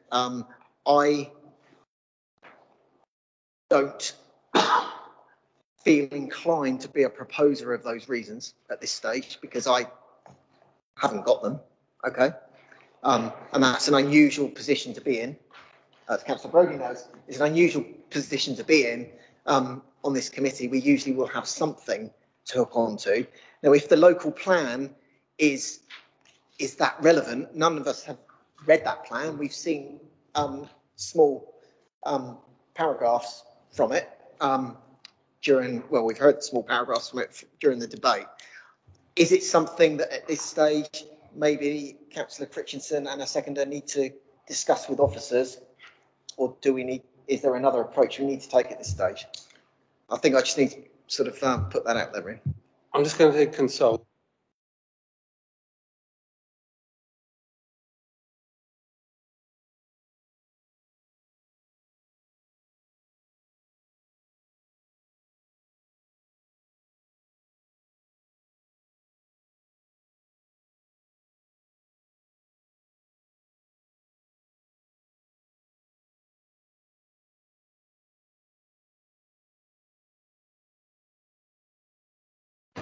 Just for members, what I've actually put forward is I take the point that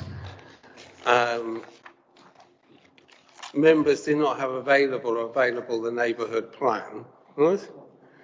Which would give them the opportunity to strengthen their argument. I think there needs to be an element of fairness. So I've actually asked whether we should look at deferring this so that there could actually be, or members could have availability to further information. Chairman, I'm not someone that usually votes for deferring, and I'd probably go with the views of the rest of the committee, but I think, you know, local plans should be respected. There's a lot of work goes into them. Town and parish councils' voices and community councils' voices must be heard. If you think, as the chairman, that there is something in there that will stand up at appeal, then we should defer. If you don't think there is, then we shouldn't. That's kind of the view I would take, as we haven't had that document. I think that would be a really sensible approach. I'm going to just pause. Councillor Christensen, do you want to come in? You had your finger I was just going to say, I think it is a strong plan, and it does have many elements that we could use with the 6E, 11 and 6G from that neighbourhood plan, and building on the fact that we need to demonstrate how this proposal would enhance the character and context of the local area, which I don't think it does, and building on that with the SP1 that notes that and add that into our proposal.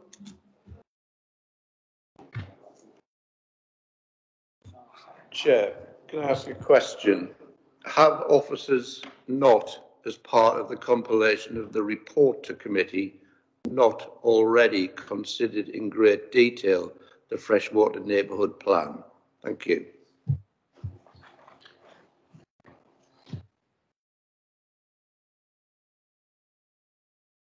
Thank you. I will pick up on that first point from Councillor Brodie, if I may. And the short answer Councillor Brodie is yes, and I would suggest to councillors that the relevant references from an officer perspective have been made, and you would have seen those in the report. If I may, I would just go back to the question as to whether a deferral would be appropriate. I would therefore come back to the point that I've just made, which is that whilst not all members of the committee may have a copy of the neighbourhood plan in front of them, as I've said, officers have highlighted the relevant sections within the report, so members would have been aware of that.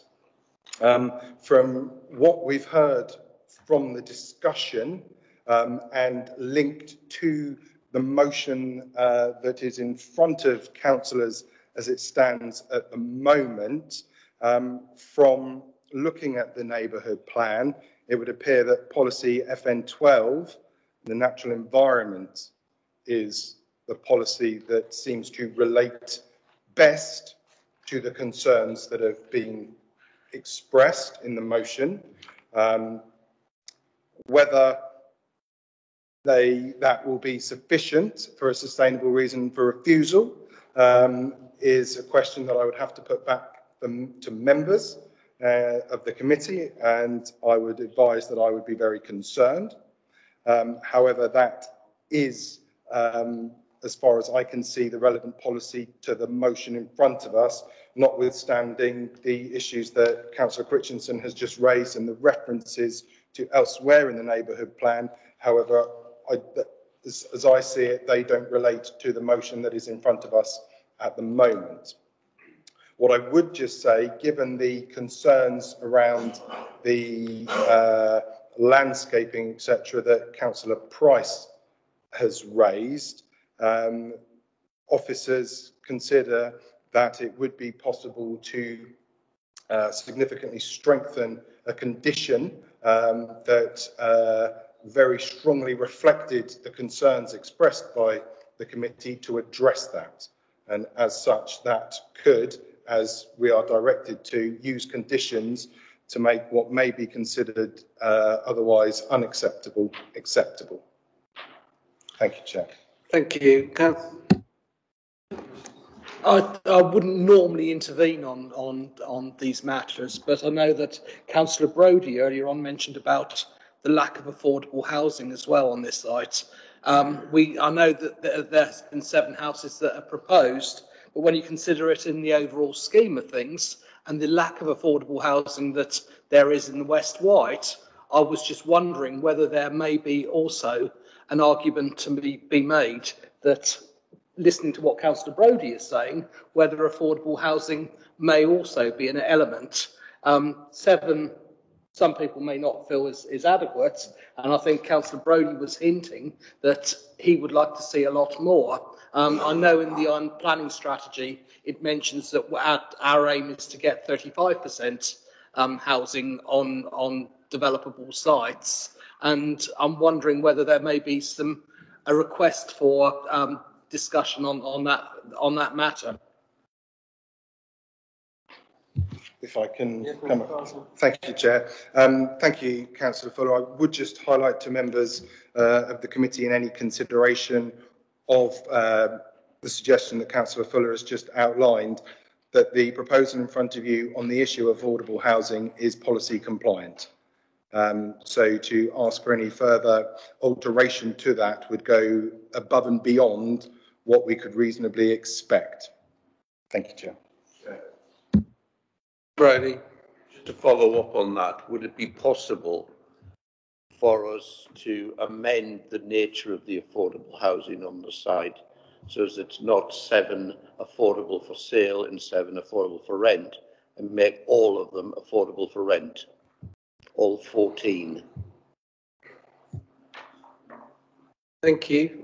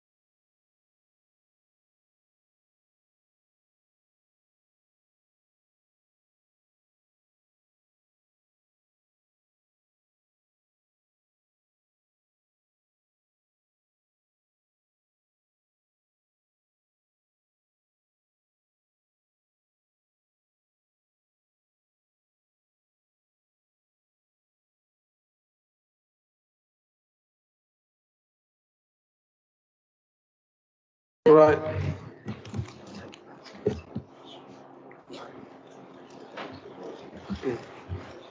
Thank you, Chair. If I may, I can come back on the question from Councillor Brodie. Thank you, Councillor Brodie. Having had a quick discussion with colleagues, it is considered that if that change is required by members to mitigate what they would consider to be an otherwise unacceptable impact or position, then yes, that could meet the tests and we could seek to secure that. I'm not sure where we are in terms of proposal. We don't seem to have a sustainable refusal proposal, but can I therefore propose that we approve this application in line with officer's recommendations, subject to amending the affordable housing provision to 14 affordable for rent, which is double what is in the paper, but also a stronger condition is arrived at to address the dearth of landscaping within this site. I can't think of the exact words, but I mean, Councillor Price has highlighted the lack of landscaping. So I'd like to propose that formally. Thank you, Chair.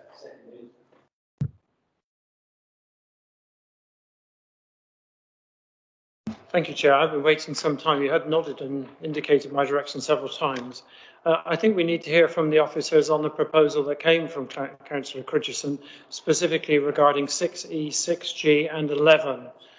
Those were the elements that she added by weight to her note, and I think they carry considerable merit.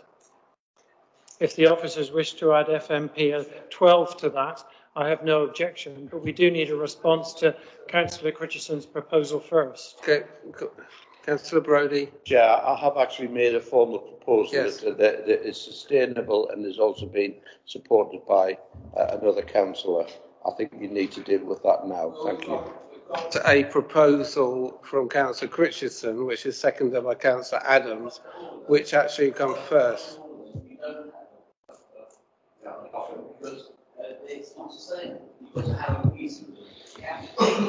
Well, that's what we have to clarify first before we go to your proposal. We ask you to your answer.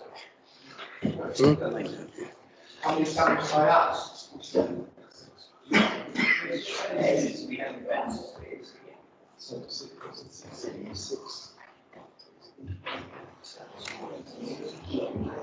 6E, 6G, 11 Chairman, can I just come in for some advice on this point, Chairman? Thank you. I take what Councillor Kirk has said on the point of order. You do have a proposal that has been seconded. What officers are telling you is that is an unsustainable reason for refusal. You also have now a proposal from Councillor Brodie and which has been seconded by Councillor Quirk. My advice to you, Chairman, is that your officers attempt to understand further the motion put by Councillor Critchinson, unless he wishes to provide further clarity on that point in a second. And that is the thing that you put to the vote first. And then we come back to Councillor Brodie's proposal, seconded by Councillor Quirk, should that motion fail. As I say, it is a motion, but what you're hearing from officers is it's an unsustainable one. But in theory, unless it is to be withdrawn by the people who have made it, it is a motion that this committee is at liberty to make. And I'll pause, if I can, at that point, Chairman, just to confer with my colleagues on the reasons for refusal, unless Councillor Critchinson wants to come in to expand on those now. Sorry, Councillor Price.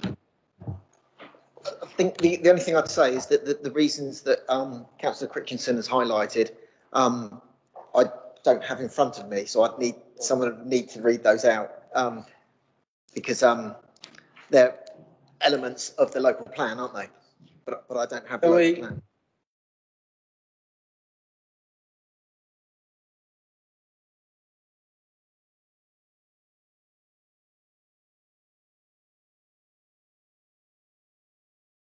Thank you.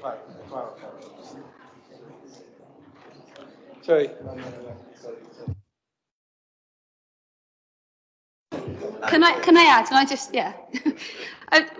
Due to the Ecological and Environment Act and the ecological management plan needed and the weighting given to that new law coming in, I think we have got extra weighting given to that than we have previously.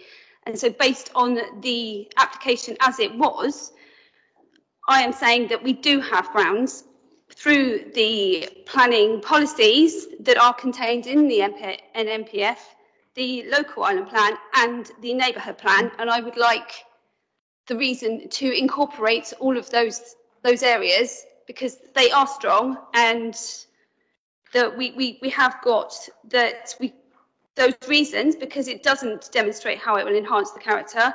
There is the weighting that should go to the loss of habitats and areas in this application, and yeah, I think it should carry on as it was.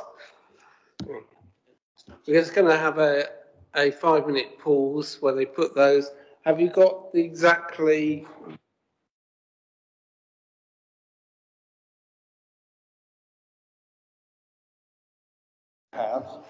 Fortunately, Ben has just gotten is.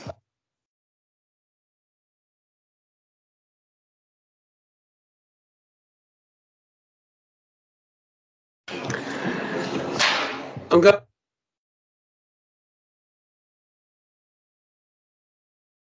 We're going to have a break. I advise Councillor Christensen, could you actually come over and talk to the officers so that they've got all the points that you've just raised? Okay, thank you.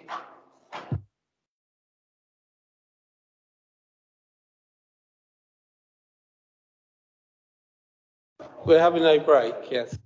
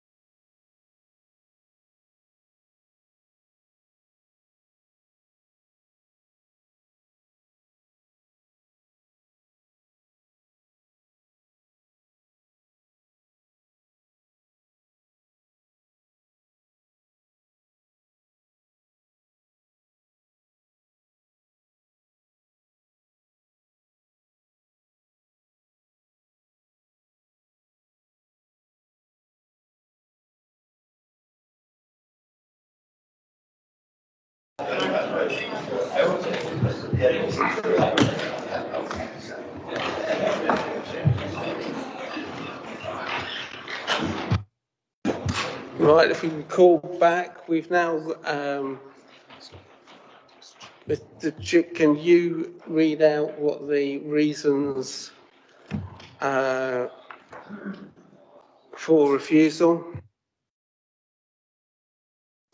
Thank you, Chairman. Yes, so the wording that we've come up with is the proposed amendment would result in the loss of a greenfield which provides ecological value, and in the absence of a detailed assessment of biodiversity net gain, the proposed development would fail to comply with policies FNP 12 of the Freshwater Neighbourhood Plan and policies SP5, DM2, DM12 of the Island Plan Core Strategy and the MPPF.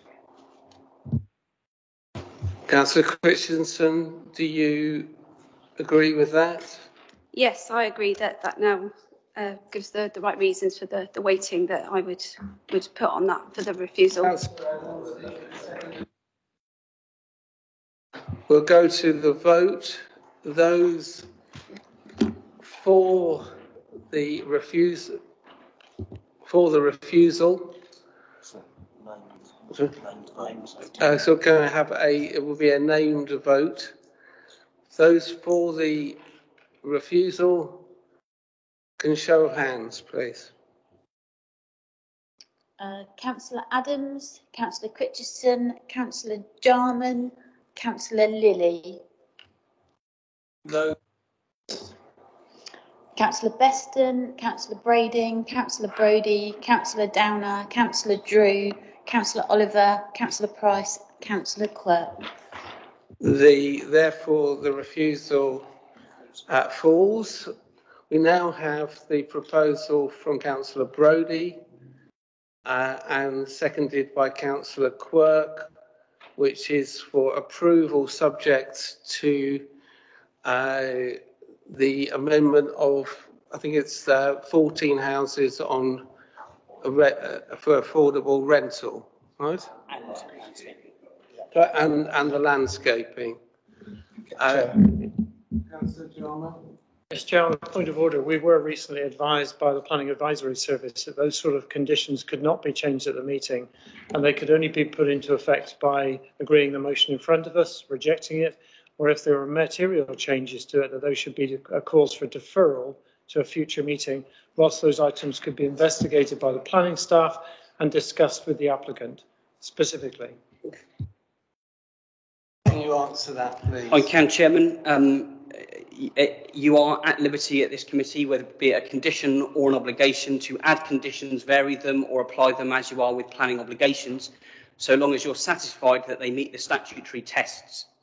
If you're not satisfied or that you're unsure whether they meet the statutory tests or not, you can defer the items as their Planning Advisory Service would have advised you. I wasn't at the training, but I'm sure that that's what they were alluding to. So to the extent that you're satisfied that the amendments that you're suggesting satisfy the statutory tests, you are at liberty to make those amendments at this committee. You've heard from your planning officers, I believe, that their position is that the suggested amendments are acceptable from a statutory standpoint, and on that basis, I would advise against deferring it for that reason. But perhaps if I can hand over to my colleagues in planning to confirm the position on the acceptability of the amendment. Yeah, thank you very much. Yes, we concur with that. I don't really want to be going into all the variables behind the advice in this particular arena. There is a time set aside to do that, and that is the appropriate time and place to do that. However, as articulated by Mr. Gard, our advice is that as a committee, as long as what you are proposing meets the tests, and I think that's the key bit that really needs to be highlighted. As long as they meet the tests, then the committee is at liberty to add obligations or conditions as they see fit to address what they consider to be what would otherwise be an unacceptable situation in planning terms. So our advice is that that is a process that you can go through should you wish to. Chair, if I may, I would offer some officers to perhaps sketch out what a beefed up landscape condition may look like, as that may well help councillors in their consideration of the motion in front of us. And if that's acceptable, I'll ask Mr. Chick to do that. Can you? It's acceptable to me as chair, Mr. Chick. Can you come up with some of the relevant wording? Thank you, Chairman. So the existing landscaping condition, which I think is the issue, it does tie in with condition 18, which is for the ecological management plan, and that has been updated to include this requirement for net gain, which would change how the landscaping for this site would look. But the landscaping condition, which is condition 17, says about a scheme of soft landscaping and street trees to be included in the development. It then goes on to say that they should be native species, as should be expected. What we could also say is something more specific, such as landscaping on the southern boundary of the site, where we have that area of open space. The condition could say additional landscaping in the areas for open space throughout the site. There are various areas of open space. Councillor Price alluded to a section in the southwestern section of the site. There's also a sliver of green space. If I just use the cursor, there's an area of green space proposed here. The landscaping condition could even go as far as to say additional landscape planting in those areas of front gardens and rear gardens, which could be conditioned. And then that would set out exactly what the committee wanted in that condition. The applicants would then know what the council expected for that landscaping and that significant enhancement, what it would be. And then officers could then assess it when submitted if this was approved.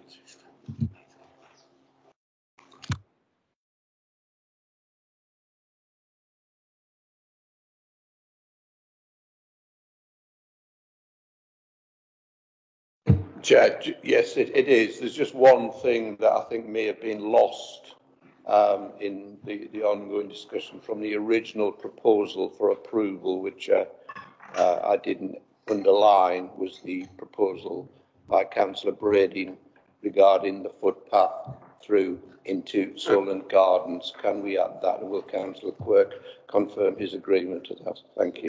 Can we actually add that? Thank you for highlighting that.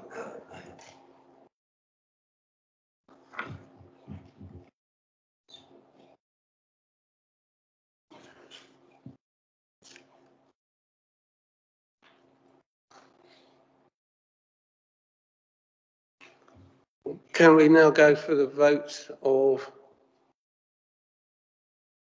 approval as based on things? It will be a named vote. Can I have those?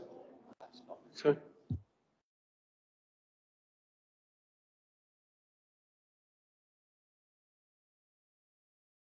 A vote for. Sorry. Can we have a vote for the proposal from Councillor Brodie, as seconded by Councillor Quirk? 1, 2, 3, 4, 5, 6, 7. Those against? 1, 2, 3, 4, 5. It's approved. Thank you very much. We now need to move on to the second one. We're going to need to have a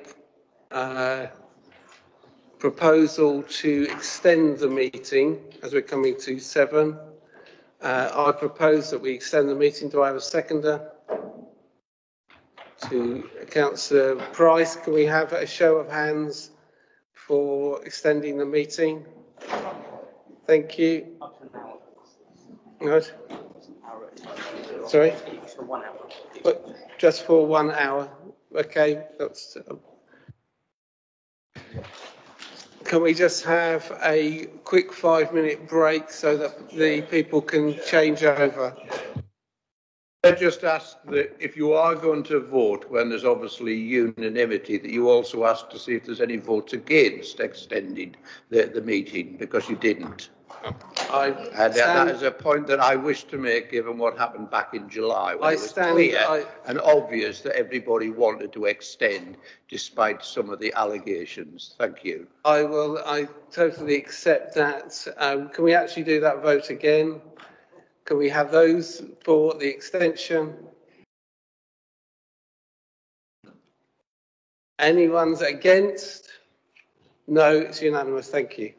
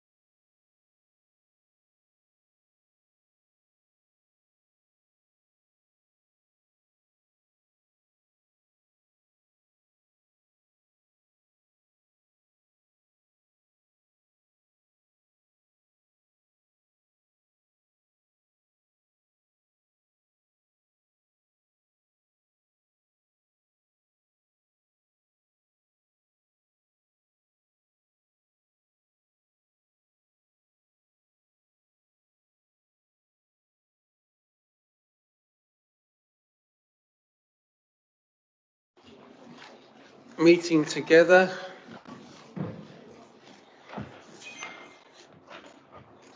If I can just welcome the speakers, can I point out the traffic light system? You both have 6 minutes. When it goes to, it'll be green. When it goes to amber, you'll have 30 seconds, and then I'll ask you to cease when it goes red. So you know.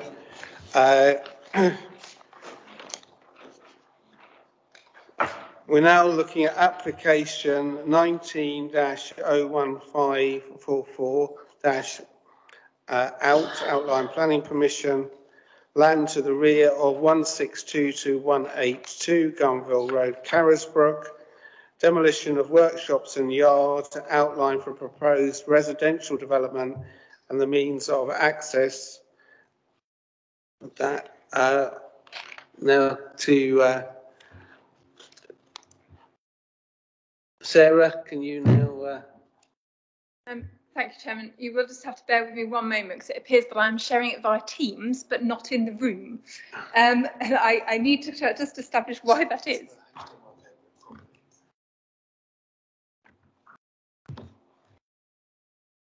What am I attached to?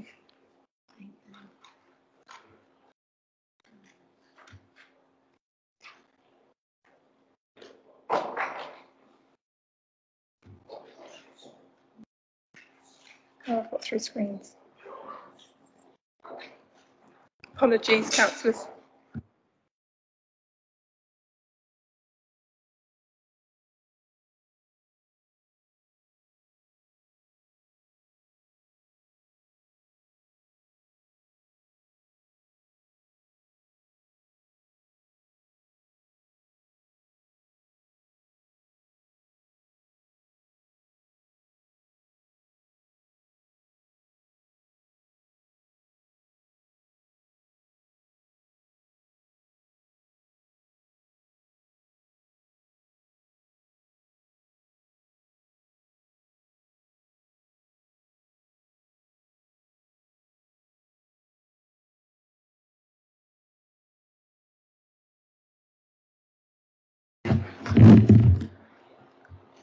Apologies, Chairman and councillors. I appear to be showing it on a separate screen. My computer believed I still had multiple screens, which it's still doing. No, we're there. Apologies. Good evening, members. The application site is located on the eastern side of Gunville Road, identified in the red line plan on the slide. It's an area of approximately 3.34 hectares. Of that site, members will have noted during the site visit that there is 0.19 hectares of the site, which is what we'd call previously developed land, and the remaining 3.15 is non-previously developed land. Just members saw it on the councillors, we saw it on the site, but effectively this corner is that area that is previously developed, with the remainder of the site non-previously developed. Slightly easier to see it within this Google Earth image, where members can see the cars that we looked at while on site. The remainder of the site being the field, effectively. We looked at those field boundaries. Before I move on to some very quick photographs of the site, just for locational purposes, obviously the site on this side of the boundary are properties that front Gunville Road. This area, as we saw on site, is the Carisbrook College playing fields. This area being an open field with then the what I believe is a Parlex, in kind of commercial building, industrial building, and then Home Bargains at this point, just for locational purposes for ease. We'll run through some photographs showing the existing previously developed land on site, and then the boundaries. I won't linger on this, we were there last week. And then the rear common boundaries with properties that face onto Gunville Road.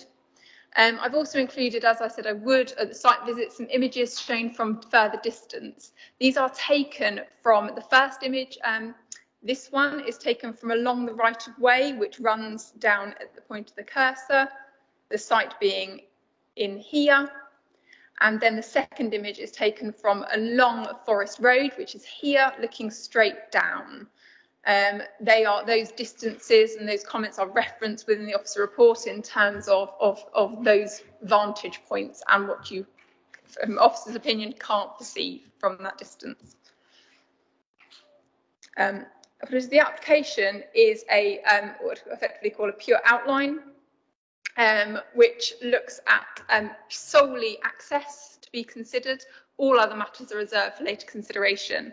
However, in order to have some assessment of how development could be constructed on this site, this parameter plan has been provided with the application, which shows the areas that would effectively in yellow be the built development element of the site, and the areas in green that would be the public open space and the kind of buffer areas along those boundaries, which are kind of heavily landscaped at present.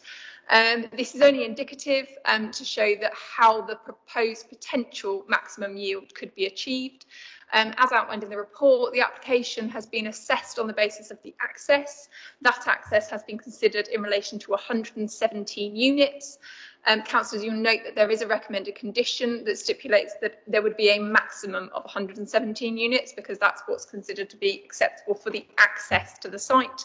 That may obviously mean that at the point of detailed design, there is a lesser number dependent on layout and ensuring that appropriate landscaping and scale and all the other considerations can be achieved on site.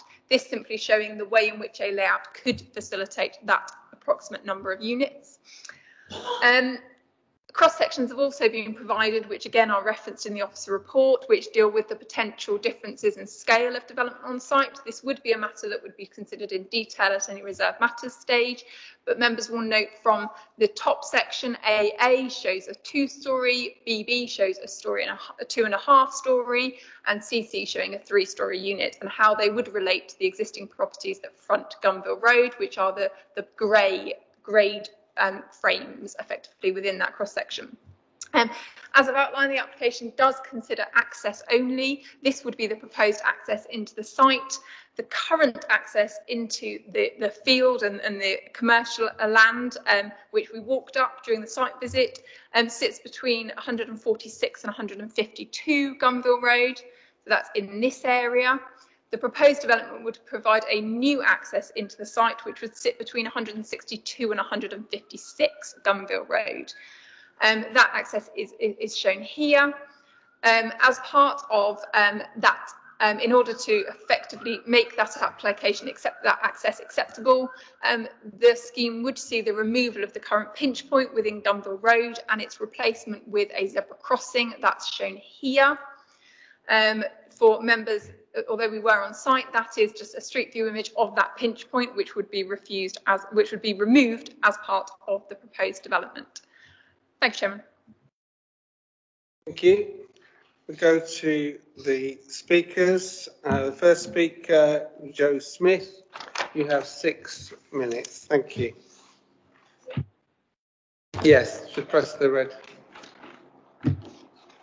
I'm speaking as a resident of 148 Gunville Road. The private access road to our house is close to and parallel to the proposed access road. On that diagram, it's the current access road to the site. So our access road exactly duplicates the scenario of the new access road entering onto Gunville Road. Therefore, as a regular and daily user of this particular stretch of road, I would like to highlight the current issues we already have and the issues we would incur should the new access road go ahead. These issues would not just affect us, but also the other residents of Gunville and Carisbrooke, including the new estate. The existing pinch points were put in after our friend's child was very seriously injured whilst knocked down by a car in that exact spot where the pinch points are. The pinch points became known locally as Harry's Crossing.